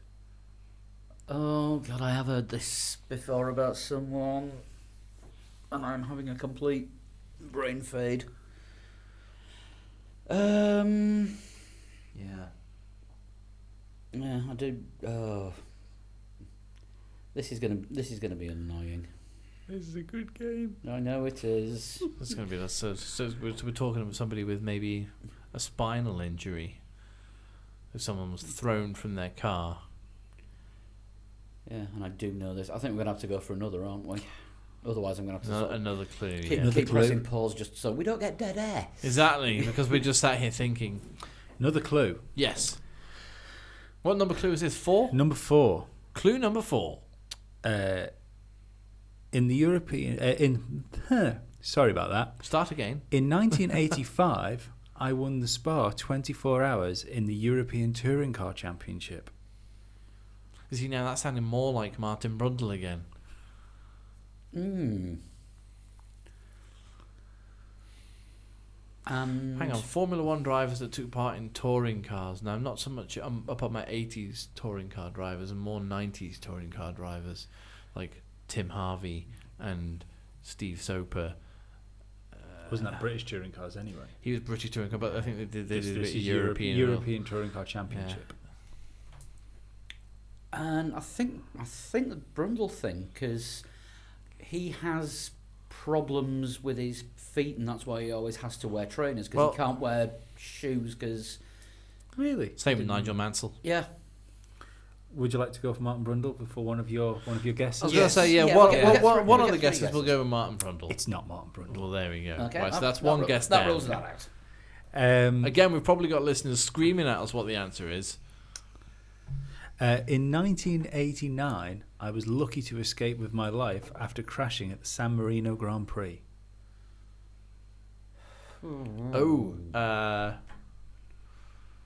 I think I know who it is. I know who had a serious accident at San Marino, but I'm not sure if it was the correct year. Who do you was it? think it is? I think it's Gerhard Berger. Would you like another clue? Should we have another clue, or should I we have put a another guess clue. in? Well, no, we've already had one guess. Yeah. So I have raced for many teams over the years, including McLaren and Ferrari. Yes. we'll It's go gotta with be Gerhard Let's go Berger. with Gerhard Berger. I'm Gerhard Berger. well done, Chris. The other clues after that would have been I won 10 races in Formula One and had 48 podiums. My last race was in 1997. In the 2000s, I owned a large part of a Formula One team. And I could be a tricky man to interview on television, as some people can find my language quite fruity. That's a good one. This is a great game. It's I not like this necessarily- game. Not necessarily fruity language, and this brings us on nicely to the mailbag, because you were described by Janet as having salty language the other day. Yes, you were. Your language is rather salty. I did see that as well. I've heard people be referred to as salty as handsome, so I'll take that. Excellent. Handsome language, Lee. Shall we move on to the mailbag? Because we've had a few messages and a few tweets. Well, yeah, of course. With the bigger news that was breaking, of course, last week we've had a few people getting in touch. So, what have we got in the mailbag? What have we got today? We have Ben Redding from Sydney in Australia. Hello, Ben. Hello, happy middle of summer to you. Happy just after Australia Day. Yes. Yes. Yeah, when which was Dan it? shares his birthday with. Yep. 26th. So that was Thursday, yeah. Yes. Yeah, Ben says, "Hey guys, I discovered your podcast at the end of last year, and it's just what I was looking for. Now I'm a Patreon. Thank you so much. Thank you very much, Thank you Ben. so Very much for kind, that, yeah. Ben. We were waiting for you for ages. In Australia, the diehard fan doesn't enjoy the extensive European coverage, discussions or banter. The Australian media only give F1 attention for round one. Surprising, I know. I pray that Chase and his team develop a season pass for online streaming sooner rather than later." Yeah, well, that's what we're all hoping for, I think. Something that is sort of Formula One based. You have a as device in- that connects to the internet. You Yeah. can watch Formula One on it without being illegal, Yeah. Yeah. effectively. Basically, yeah. And he goes on to ask a question. And this is one for all four of us. Can you guys give your top 5 overrated drivers? Top 5 overrated drivers. I'm going to throw Nick Heidfeld in there straight away, because he was going to be the new champion of everything. I'll Yeah, add. but how much do we rate him nowadays? We don't. Yeah. Yeah, I know what you mean. If we set that as the parameters, as the, well, let's say hype level at the highest hype they ever hyped at. Yeah, I think that's kind of what Ben's going Yeah. I mean, because I mean, let's not put him into this category, but I actually think Sebastian Vettel's a little bit overrated at times. But at least he's got the World Championships to back it up. He has, yeah. He's got the statistics to shut me up with that one. Yeah. I'm going to go for Jean Alesi as well in the overrated because, like you said, well, he's awash with wins and championships. one win, wasn't it? It was the Canadian GP. Canadian Grand Prix. Wasn't that lucky as well? Everybody Everybody either crashed or got disqualified. Yeah. And he managed to drag a Ferrari home. Yeah. But he was always, next year was always going to be his year. And he was at Ferrari when Benetton were winning everything, and then moved to Benetton when Ferrari started winning everything. He sounds like the man like people refer to Liverpool. It's definitely our year. You got a football reference that was accurate. I did a football talk. Yeah. Lee did a football. Yay! You'll get an NFL one right next time. Maybe. We'll get onto that in a minute. Yeah, I only try and talk about sports. Oh. Anyone got any others? I'd like to add Bruno Senna to that list, and that's not Bruno Senna's fault. That's everybody else hyped him up because his name was Senna and he was Ayrton's nephew. Everyone was like, "There's a Senna in Formula One," and he was okay, but considering the fact that his family stopped him from racing for 10 years, and he still made it to Formula One. Yeah. Great analyst and commentator these days. Brilliant pundit, but as a racing driver, average. I can throw three in the hat. I can throw three in the hat off the top of my head, which I've forgotten. So Dan seems unsure about throwing Bruno Senna in the hat. No, I'm just trying to think of someone who I can add into the hat. Yeah. The three I can throw in for mulling over: Olivier Panis, Robert Kubica, and Pascal Wehrlein. I've got to disagree about Kubica. Yeah, Kubica won a race, and had he not severed his hand and been put into a decent seat, could well have been world champion. Yeah, but that's the thing. If we're going for most overrated drivers, it was because as soon as he hurt himself, he was a nailed-on future champion. No, he was nailed on future champion before he hurt himself. He was a nailed-on future champion because he was going to Ferrari. Well, was it? Yeah, and they were awash with championships. What year was it when he was still in the title hunt quite late into the season? 2000 and... that was when BMW made a good car, wasn't it? Was it BMW Sauber? Yeah, it was BMW Sauber. Yeah, he's responsible for BMW Sauber's only win in Canada 2000. Fine, I'll take him out, but I'm sticking Felipe Massa in. 2008 was it, or 2000? Was it 2008, or was it not as late as that? It was 2008 because it was the 2007 race where he had that massive barrel roll in the Sauber in Canada. Yeah. That gave Vettel his debut the following race. Yeah. And then 2008 he comes back and wins it. Yeah, and he I think 2008 it was Hamilton Massa, but Kubica was still in the fight. I think at the last race, was it? No, not quite the last race. A couple of races to go. Last few rounds, he was still had a mathematical chance. Yeah, so. But there was a while. There was a year there that on the last Grand Prix or last but one Grand Prix, fucking Heinz-Harald Frentzen had a chance at winning the World Championship. 97. Yeah, in a Jordan. So that's in a Williams. No, it was a Jordan. It was a Jordan. Yeah. Frentzen was never up there fighting for titles in a Williams. No. I don't think he didn't win a race, did he, with Williams? He only did 1 year. One. No, he did two. He did two. Did he do two? Yeah, he did two before they got bored of him. He was also the only driver on the grid that smoked. Oh, that's an interesting fact. Yeah. And he fucked Michael Schumacher's girlfriend or wife. Oops. And he stole Schumacher's missus. But anyway, 2008 Kubica was until China, the penultimate race. He was still in with a shout. Yeah, 2008. Yeah. Yeah. In a Sauber. Yeah. It's been a long 10 years for them. Oh, it has.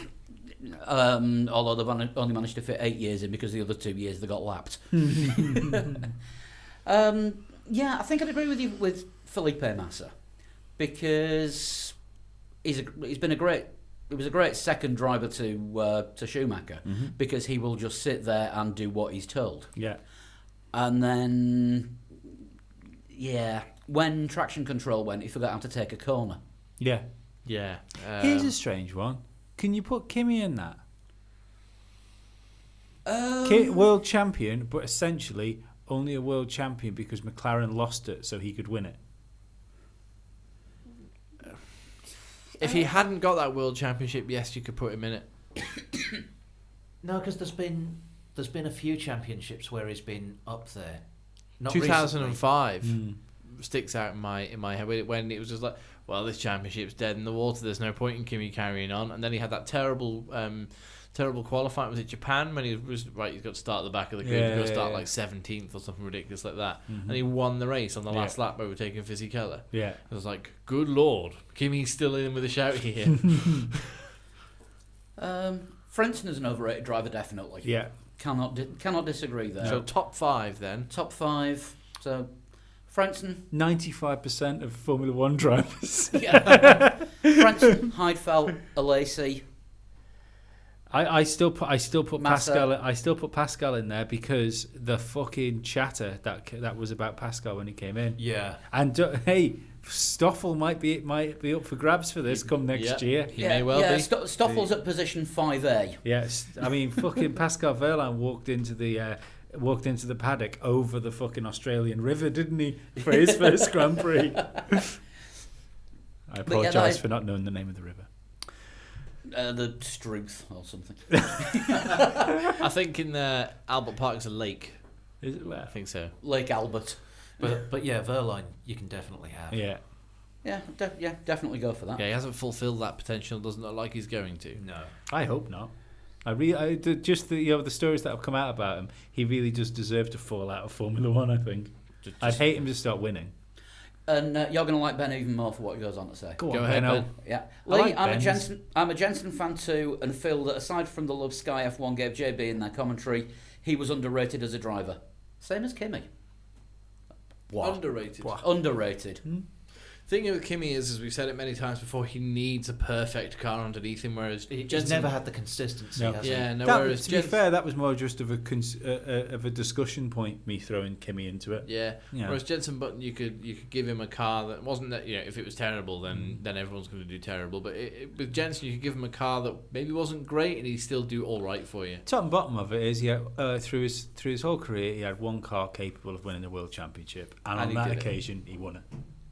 Yeah. I think I don't think there's anything more you can say about it. 2008, he finished 17th in the championship. Yeah. And to be fair though, I think better than his championship year was 2011. When he finished second. Yeah. But even the fact of finishing ahead of a Red Bull that season was an accomplishment. Yeah. I think, and if that Red Bull had have been just slightly further back towards the rest of the field, he'd have had a second world championship that year. Quite possibly. Got one from Kevin Thompson in Montreal. Hey, Kevo. Hello, Kevin. New England Patriots fan, judging by his profile picture, but nobody's perfect. Sounds like some sort of racist organisation. Well, funnily enough, Tom Brady is the quarterback. He's good friends with Donald Trump. I'll just leave that there, shall I? He says, first off, last week's episode was excellent. Hey, thank you, Kevin. Every episode is excellent. But thank you, Kevin. Yeah. I really enjoyed the quizzes and Lee's Who Am I game. Yes. Me too. I did a good thing. You did. Well done. It's a great way for fans who are new to F1 like myself to learn about the history and the big names of the sport. I'm not fact checking the facts, so don't go running in and sticking money on things. Oh no, we've already discussed this in the past. If you bet, don't listen to us. Certainly not on Royal Rumble results. Carry on. You're not going to be bitter, are you? No. Yeah, of course not. I'm a big fan of American football. Well, we can tell that by your profile picture. Excellent. And I'm sure Paul will agree the rules are very extensive and very complex in areas, and interpretation of rules is also an issue. God, yes. Just the fact that Paul enjoys the sport, I contest that. I don't watch it for the rules. I watch it for the game. Like, as in Triple H? Stop it with the wrestling references. It's too many. They're just thrown at me. I can't help it. Yeah, it's all about the game and how you play it. Right, carry on. Right. I've lost myself now. Of course, if you want to listen NFL rules are complicated. Despite all that, simpletons and children are able to follow the sport relatively easy. And Paul. So I'm not a simpleton or a child then. Well, Careful. You're actually a simple child. Let them be past it at 47. Anyway, lost my place again now. Not easy at my age. Have you not got your bookmark? No. I feel that Formula One could learn from the way that the NFL handles penalties. From my brief research, in the NFL there are 43 different categories of infractions that lead to a penalty, and the referees are able to recognise, call and enforce these. Perhaps if the FIA were to put together a comprehensive list of common infractions, everything from unsafe releases to collisions to blue flags, and allocate an appropriate penalty, then the steward's job is not to determine what the penalty should be, but to identify what type of infraction was committed and then enforce the penalty. This would allow for different driver stewards to be used from race to race, but have more consistent rulings. Doesn't he sound like a hoot? no, I mean to be. No, I think he's got a fair point. Do you I think was getting Formula ready- One needs more rules? No, I was. Well, no, it needs clarification on what the rules actually are. It needs- because it seems to vary. You know, one driver gets punished for doing one thing one week, and then somebody does something identical the next, and they don't get. Is that not because the same incident can have so many different variables around it? Yeah, I think so. Like there are two different. You can have two different incidents in the same race. One lap after the other, and they're Mexico. punished. Yeah, they're punished completely differently. Clearer rules, yes. I don't have a problem with that. I was going to make a joke about what you want people in Formula One to take penalties. What, you're going to give them a hand egg and tell them but no. No, in American football, you just move Yeah. various yards back or forwards. Yeah. So Which would work. yeah, it would. Well, yeah, it's kind of a grid penalty. Yeah. It's almost less gridiron classification needs, though, penalty. isn't it? It's because it's if you turn around and said, right, you're allowed to shove each other a little bit, but don't take each other off and don't deliberately crash into somebody everyone trying who's to cause listening- damage. Stay in the white lines. Everyone who's Off you listening, go. play this game with me, okay? It's a one-question game, or everybody in the room as well. Who's read the FIA rulebook? Some of it. Hands up, the whole lot. No, not all of it. No. No, Dan's Fell got asleep. half a hand up. Exactly, you fell asleep. How many of you listening put your hands up? I'm gonna guess not many. I think what Kevin's saying is just a list of what the infractions are, which in plain English rather than in jargonese, which the FIA rulebook is written in. I thought you were saying unsafe release is a 3-second penalty. Judges don't decide that. Judges Yeah. decide, was that an unsafe release? And an unsafe release is, was there a car within X number of metres, and it is a finite amount. Yeah. Rather than, oh, that looked a bit close, should we penalise them? Yeah. You know, actually make the zone for the penalty absolute. Something's making a strange noise. Something in is here. making a buzz. Is that just talking podcast whilst we're here? Just put the headphones on. That's not either of us in the microphone. I think it's electric noise from the wiring in this house. Yeah, no, Right. no, Okay. we are sounding as I would say normal, but we are sounding as normal as we normally. It's not do. a laptop buzz, is it? No, Sounds like a laptop buzz Does to sound me. like a laptop it's- buzz. Mains hum that. it's the fan in my laptop, not the one that we're recording. There we go. I need to Ta-da! Sorry about that. Panic over. We thought we were going panic to over, lose we're not the going to be on podcast fire, then. and no, the podcast's still recording, and it's not picking up a buzz on there at all. Or So anything. we can confirm then that using the laptop as a bookrest is not ideal. The fan's on the other side.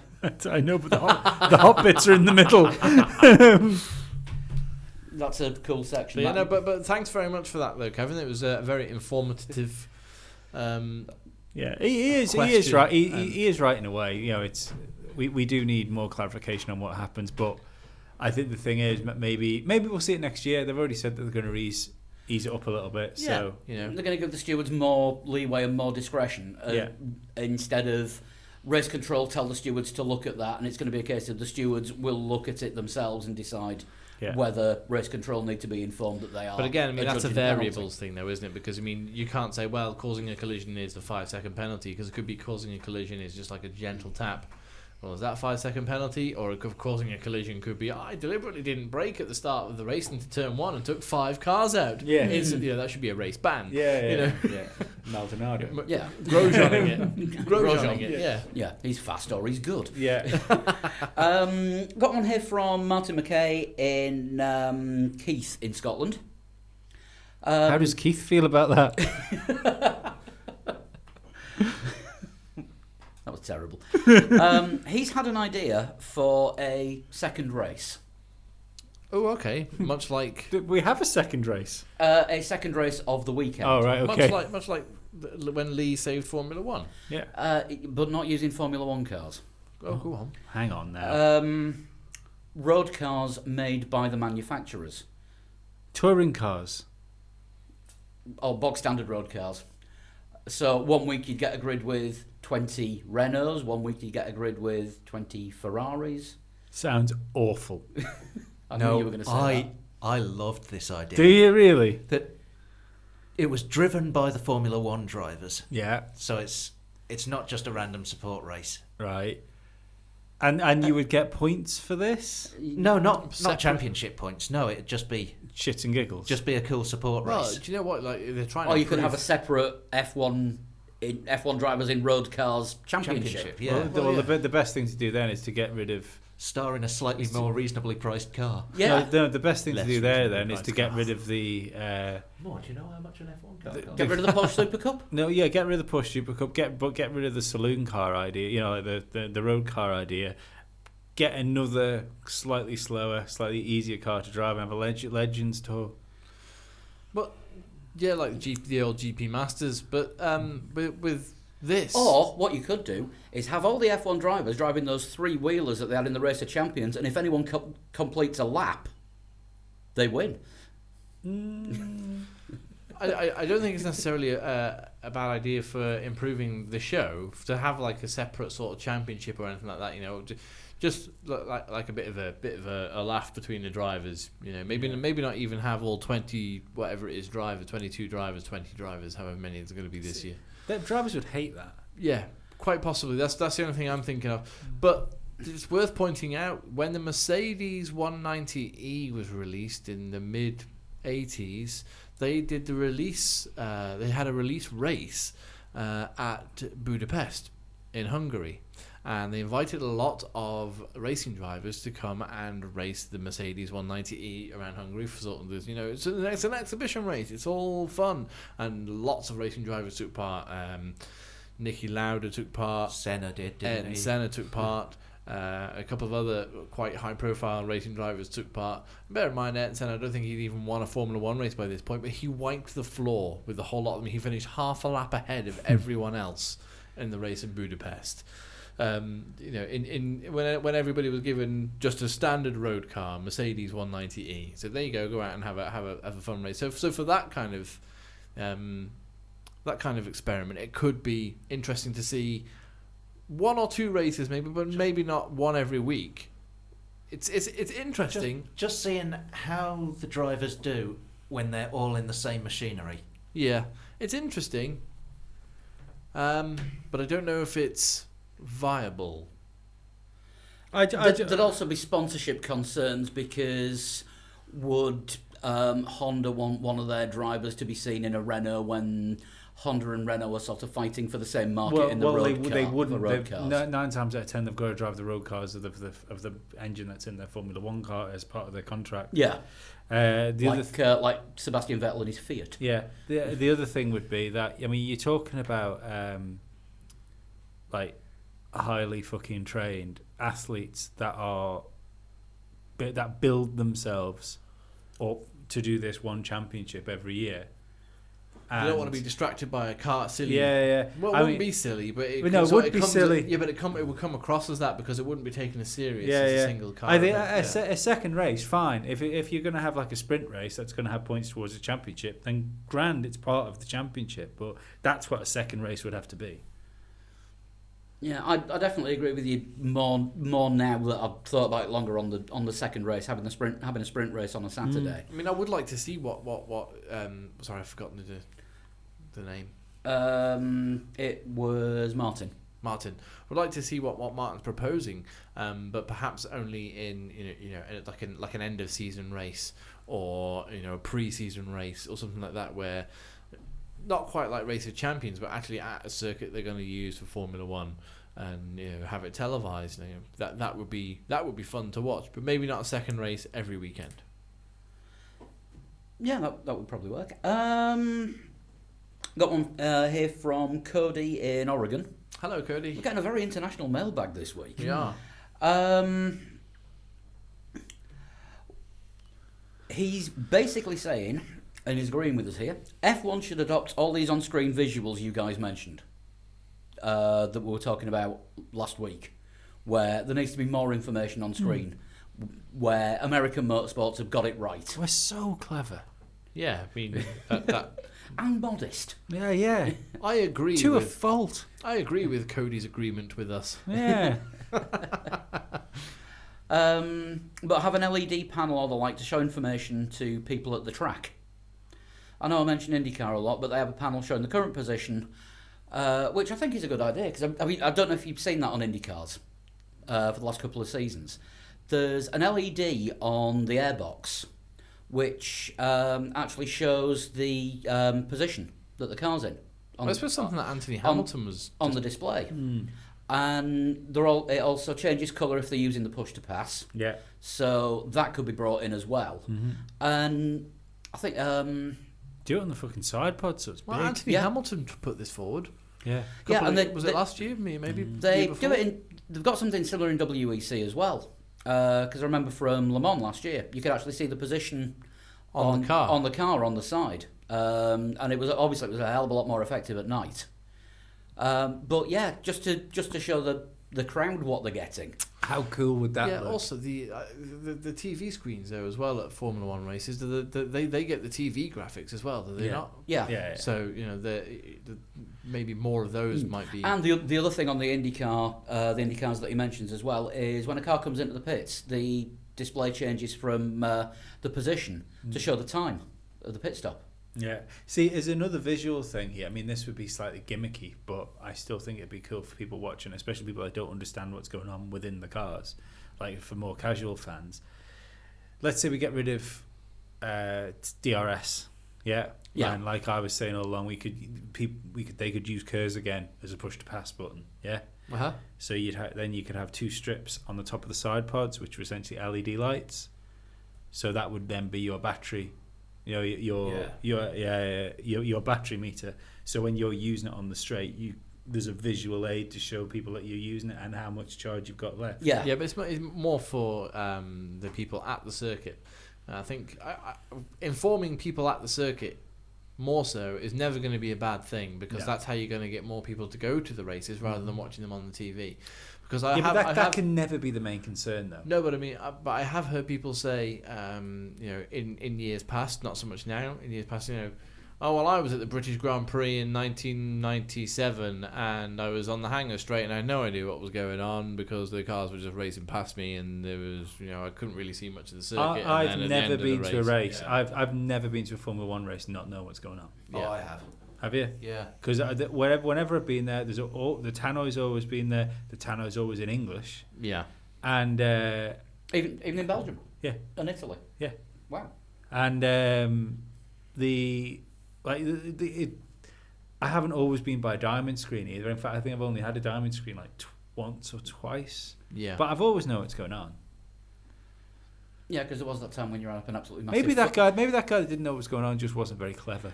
There was Silverstone 92, I think I was at. See, it was quite a long time ago, so they didn't have the big screens. 97 was my first race, so maybe things had come on. They had there was tannoy every 500 metres, yeah. and V10 engines, or was it V12? V12 at the time. Quite loud. And don't forget, you can if you want to give I think is it €50? I think. Like they have a closed network TV thing, don't they? Oh, the Kangaroo TV. Yeah, with the world I think they got rid of that now. No, you can. Oh, is it was there when I was there last time. Yeah, that's gone by the wayside. is it? But it used to be really good because you'd get the world feed and then you had a choice of commentaries as well. Yeah. Because you used to be able to get the local TV, the BBC, and BBC Radio. Well, that's a shame. It's a good idea. See, the other thing that they could do there, which I suppose then it depends who goes there, and then it depends on data. But there should be, if there's a closed network, then there should be an app. Yeah. Yeah. Although if you're on data roaming and run up a massive charge by looking at the results on your phone while you're there, then you do get hit with a huge bill. Never That's do it. that. No, Never. Lee did this. Who once. would do that kind of thing? £1,500. Oh dear. It would have actually been cheaper for you to have got off the plane in the country that you were in. Was it Belgium or was it Italy? Belgium. Gone to a local phone shop and said, "Can I buy a phone?" Yeah. That would have been Outright. I probably could have got a contract for a year for that, actually. Yeah. Probably. It would have been cheaper to get a helicopter up to the steward's office and say, who won? You're right, Charlie. What else we got in the mailbag? What else have we got? We have what can only be described as Tweet of the Week from regular listener and contributor Jana Rabansky. Do we have a tweet of the week? Is this new? This is new because I've just invented it just for this tweet. This is and the this thing this now. is all for you, Lee. But this is now going, grand. All right, so it may be a one-off feature. I don't know.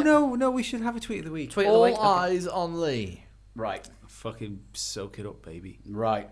Is Chase Carey's moustache considered good or bad hair? Now, I have thought about this long and hard. Hang on a second. Is his hair good hair or bad hair? What? No, is his moustache Yeah, but good is his hair? hair good Well, hair? I don't know. You don't Yeah. notice. Has anyone No. seen his hair? Yes. Does he have a face? I've looked at pictures of him. I was in the lab this afternoon, mulling over this very problem. It's like if you're looking at Alan Prost, you just can't see past the nose. Lee, is that magazine that I left here last week, is that still in the room? Is that gone? It's over there. Right, 1 second. You're looking for a photo of Chase Carey that you haven't graffitied over. Yeah, because it's not like there's an iPad here with fucking Google. I'll let him have his moment. Oh, it's all right. I'm back in the seat. 1 sec. There is a very detailed photo of Chase Carey in this magazine. But the question isn't about the hair; it's about the tash. I did say to her I had to take time away from the lab working on my Jensen buttons. I've already seen. I've treated this very serious. Yes, well, I'm now showing the picture of Chase Carey to But it's- everybody else. But a picture of Chase Carey is like the Mona Lisa. The tash follows you round the room. Yeah. See, upside down, it looks really weird. I think there's very varying factors that go into his moustache. Where he's from, because if he was Spanish, that moustache wouldn't work. I think the colour of his hair helps this. But I think it all sets it off. The only thing he misses is a monocle. That would just be fucking perfect. But yeah, I think it's good hair. I mean, look at the way it curls up at the ends. It's a well maintained. Well-tended. Oh yeah. well that maintained. moustache costs more than I earn. I mean, I don't even know if this man uses moustache wax. He must do course to he get that does. amount of curl in it. No, he but must you use it in you're a saying product where that's he's from. kinda I think like- with the moustache, it's when he's from, which is about 1870. Well, yes. But yeah, no, it's good hair. It's easy good hair. In fact, because it makes up for a pretty basic hair game. Do you know what as well? I think the hair is basic to support the top hat that needs to go with that moustache and the monocle. Also, if he had fancy hair and a fancy moustache, Wouldn't then, work. Yeah. it'd be too much. You've got to pick your main gimmick and then support it with the other one. If he shaved, you wouldn't know who it was. It'd be like, No, you wouldn't. is that George Clooney's dad? Oh, I don't even know because it's difficult to gauge the philtrum, isn't it? When somebody's got a moustache, you don't know quite how How filtrumy they are. how filtrumy or deep the filtrum is. It's a very prominent part of makeup of a face. Yeah. So Chase Carey's moustache, in my eyes, Good hair. good. I hope Good that answers facial the hair. question. Actually, the best facial hair in Formula One, behind Fernando Alonso. She made me talk I'm about... sorry, and was it Dieter Zetscher? Yeah. Oh, Dieter Zetscher. Or in the Forgot world about of Lee, looks like a chocolatier. I forgot about Dieter Zetscher, yes. Mercedes boss. Yes. See, but his moustache isn't as good as his. No. But Dieter Zetscher's moustache is Voluminous. he could Yeah. have it. He could have that sort of hair game, but Yeah. he's just not putting the time in. Too busy running a What about Dieter Zetsch? Chocolate factory. championship motor He's pretty fucking. sports He's team. pretty busy. He's pretty busy. What about Dieter Zetsch's hair game? Isn't he losing it a little It's bit? he's completely bald. Yeah. No, there isn't. There's some hair there, isn't No, there? I think he's completely bald. I thought he had some side hair. Maybe. Yeah, I think there's some fur to be had. I think. But yeah, I had to take time away from the lab from Project Phoenix, which is my Jensen Button cloning program. Got another tweet from David Roebuck. Is it me or is this off-season taking forever? Yes. Yes. How is it still? Well, until It feels like it's been January all year. I know. Yeah, January's been a long month. It's still January. Yeah. Well, at time of recording, it'll be February very soon. Yeah, this will be going up on the morning of the 31st, so it'll still be January when it gets uploaded. Deary me. Oh, happy February if you listen to it in February. But February means launches and testing. Oh no! Bring it on. It's going to be grand. And Yeah. it's only exactly 4 weeks long, February. Is it And exactly 4 weeks long? Four weeks till fucking. Is it?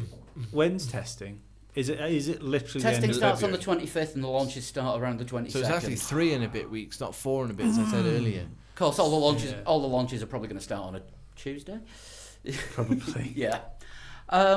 He also Are we gonna do a launch special at the weekend if there's around testing? I reckon we should probably do something about launches and testing, and we'll see what we can pull together. We can muster something. Yeah. We've managed an emergency podcast before. We have, yeah. Well, 2 of us have. Break glass in a Sorry, minute. 3 of us have. Three of us. Dan and I were dying that day. Yeah. You recovered well. He's also got David's also got a very pertinent question about Bernie from last week when all the news came out that he was about to be replaced. What the fuck is an 86-year-old man doing going on a skiing holiday anyway? My mum's only 65 and she breaks her hip every time she tries to walk down the stairs. He does have a point. Was Bernie actually skiing? Your motherfuckers need calcium. Or was he sat in some kind of sledge and using his underlings to tow it? I don't know. But yeah, an 86-year-old man on a skiing holiday. Does he have one of those old person alarms? No, just because he was on a skiing holiday doesn't mean he was skiing. I've often thought this. Well, no, that would mean he was on a holiday. Well, yeah. The skiing is kind of an integral part of a skiing holiday. No, well, yeah, but you can go you to can a go on a ski holiday where resort. other people are skiing. Yeah. But then it just becomes a holiday. No, but you're still on a ski resort. I wouldn't, because like basically, if I went on a skiing holiday, I'd get drunk in the bar bit, and then when I eventually got bored of being drunk, or I got drunk enough, I would go outside and make snowmen.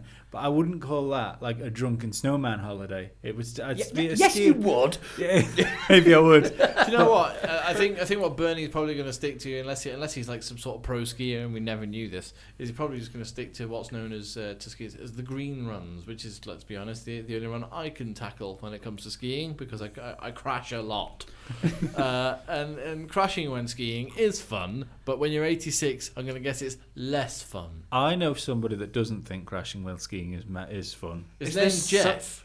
Is this someone with a Formula One connection? Maybe. Successful Formula One connection. Yeah. I have been dry slope skiing once. I dislocated my elbow. That wasn't fun. Did you? Yeah, I forgot how to stop. You just fall over backwards. Yeah, but this was on this toothbrush sort Never, of thing. never go dry. No. I think we'll leave the mailbag there for this week. Have we got anything else to attend to, or no, are I we think- done for this week? I think that is about it for this week. So we want to thank everyone for listening as always. Want to thank everyone who has donated on Patreon. Yeah, thank you very much. Thank you very much for keeping us going. Thank you to everyone who's written in, tweeted, Facebooked, postcarded. Liked our posts. Telexed. Yeah, generally got in touch. It's great to know that there's that many people out there as we find various countries. Yeah, we had a chat about money the other day, and I was actually quite surprised at how much it would cost to do this if we didn't have money coming in. Absolutely. Yeah, and thanks to our hosting company Cloud Above, who are massively supporting us. because we did find out how much it'd cost if we hosted with anyone else. Yeah. Bloody hell. They are like a big comfy pair of underpants for us. Yeah. Right. Yeah. So if you want to get in touch with us, there's the Facebook page. Just search for 3 Legs 4 Wheels. We'll be on there. Hello to all the new likes because we're well over 1,000 now. You can tweet us at 3 Legs 4 Wheels And at A Total Shunt. or at Pablo100. At Flood21. Or at Danbert. I've actually You're using been, it again. I've actually been enjoying Twitter over the last 2 weeks. Certainly over the last week, more so. I've noticed you've actually been using both your accounts, your F1 account and your non-F1 account. Well, what I'm going to try and do is, as I want to migrate most of it over to the Total Shunt one, because I've got like 3, and that's a fucking pain in the cock. So I can just You need TweetDeck. Yeah, well, I don't need a personal Twitter account because I don't really care what my friends are doing. So because all his friends he sees on a Monday night when we record the podcast. Yeah, maybe. If you All want of them. If you want to call And yourself 2 a other friend. people as well. Yeah. But so do it. Oh, also, if you enjoyed me talk about wrestling here and there, you can come and listen to a Banter Club podcast. So go search for Banter Club, and it's my podcast, my pro wrestling podcast. It's your podcast, and you'll podcast if you want to. Yeah, it goes up we record Thursday, so it goes up every Friday usually. Similarly, if there's any NFL fans out there, I do another one called 3 Legs 4th Down. Of course, it's Super Bowl week this week, so expect as much sense from me next Monday as you got from Lee tonight, because it's going to be my turn to stay up till 4 o'clock in the morning. Yeah. Email, you can get us on 3legs4wheels@gmail.com. And if you want to donate on Patreon, if you go to patreon.com/3legs4wheels, there's an extra show that you can get for donating. Other prizes are available, and we're very close to actually being able to send these postcards and T-shirts out. Yeah, it's all tax reasons because of where we are and where everyone else is. Yeah, we have a good accountant. It's just very hard to get hold of. We're holding him to account. No, I'm not going to do that one. I must say, to anyone that's on the fence about giving us $1, and I'm not just saying this because I want you to do it, which I do. If I was listening to this podcast, I think I would probably prefer listening to the half an hour we don't talk about Formula One, because I think it's pretty fucking funny most of the time. There were some very bizarre stories on tonight. It was very bizarre. There was ghosts, there was wrestling, there was accidental international drug trafficking. Yeah, and it all motherfucking true. And I'm glad my parents don't listen to it, because the international drug trafficking story by accident was about them. But the important thing to remember is this main podcast will always remain free. Yeah. Yeah. We will never charge to listen to us waffling about Formula One. No, and we'll never make it shorter either. In fact, because that's one of the reasons we don't talk about Formula One on the Patreon podcast, because it wouldn't be fair. That is true, because we know that everyone that listens to this... That would be a paywall, I believe, isn't Would it? be. we know that Yeah. everyone that listens to this is an F1 fan. And let's face it, going to go off on a bit of a rant here, but I think you'll agree with me. At the moment, the way things stand, to actually watch every F1 race costs a bloody fortune. Yeah. So why should you have to pay extra to listen to a room full of rank amateurs talking about it? Yeah. Rank professionals. No, we'd be professional if we were doing it for a living. We really aren't. We'll be back next week with whatever news happens. More speculation on whether the McLaren's going to be orange or not. Probably is. And whether it's going to be any good or not. Probably not. So we'll see you next week. In the meantime, enjoy. Ciao. Bye.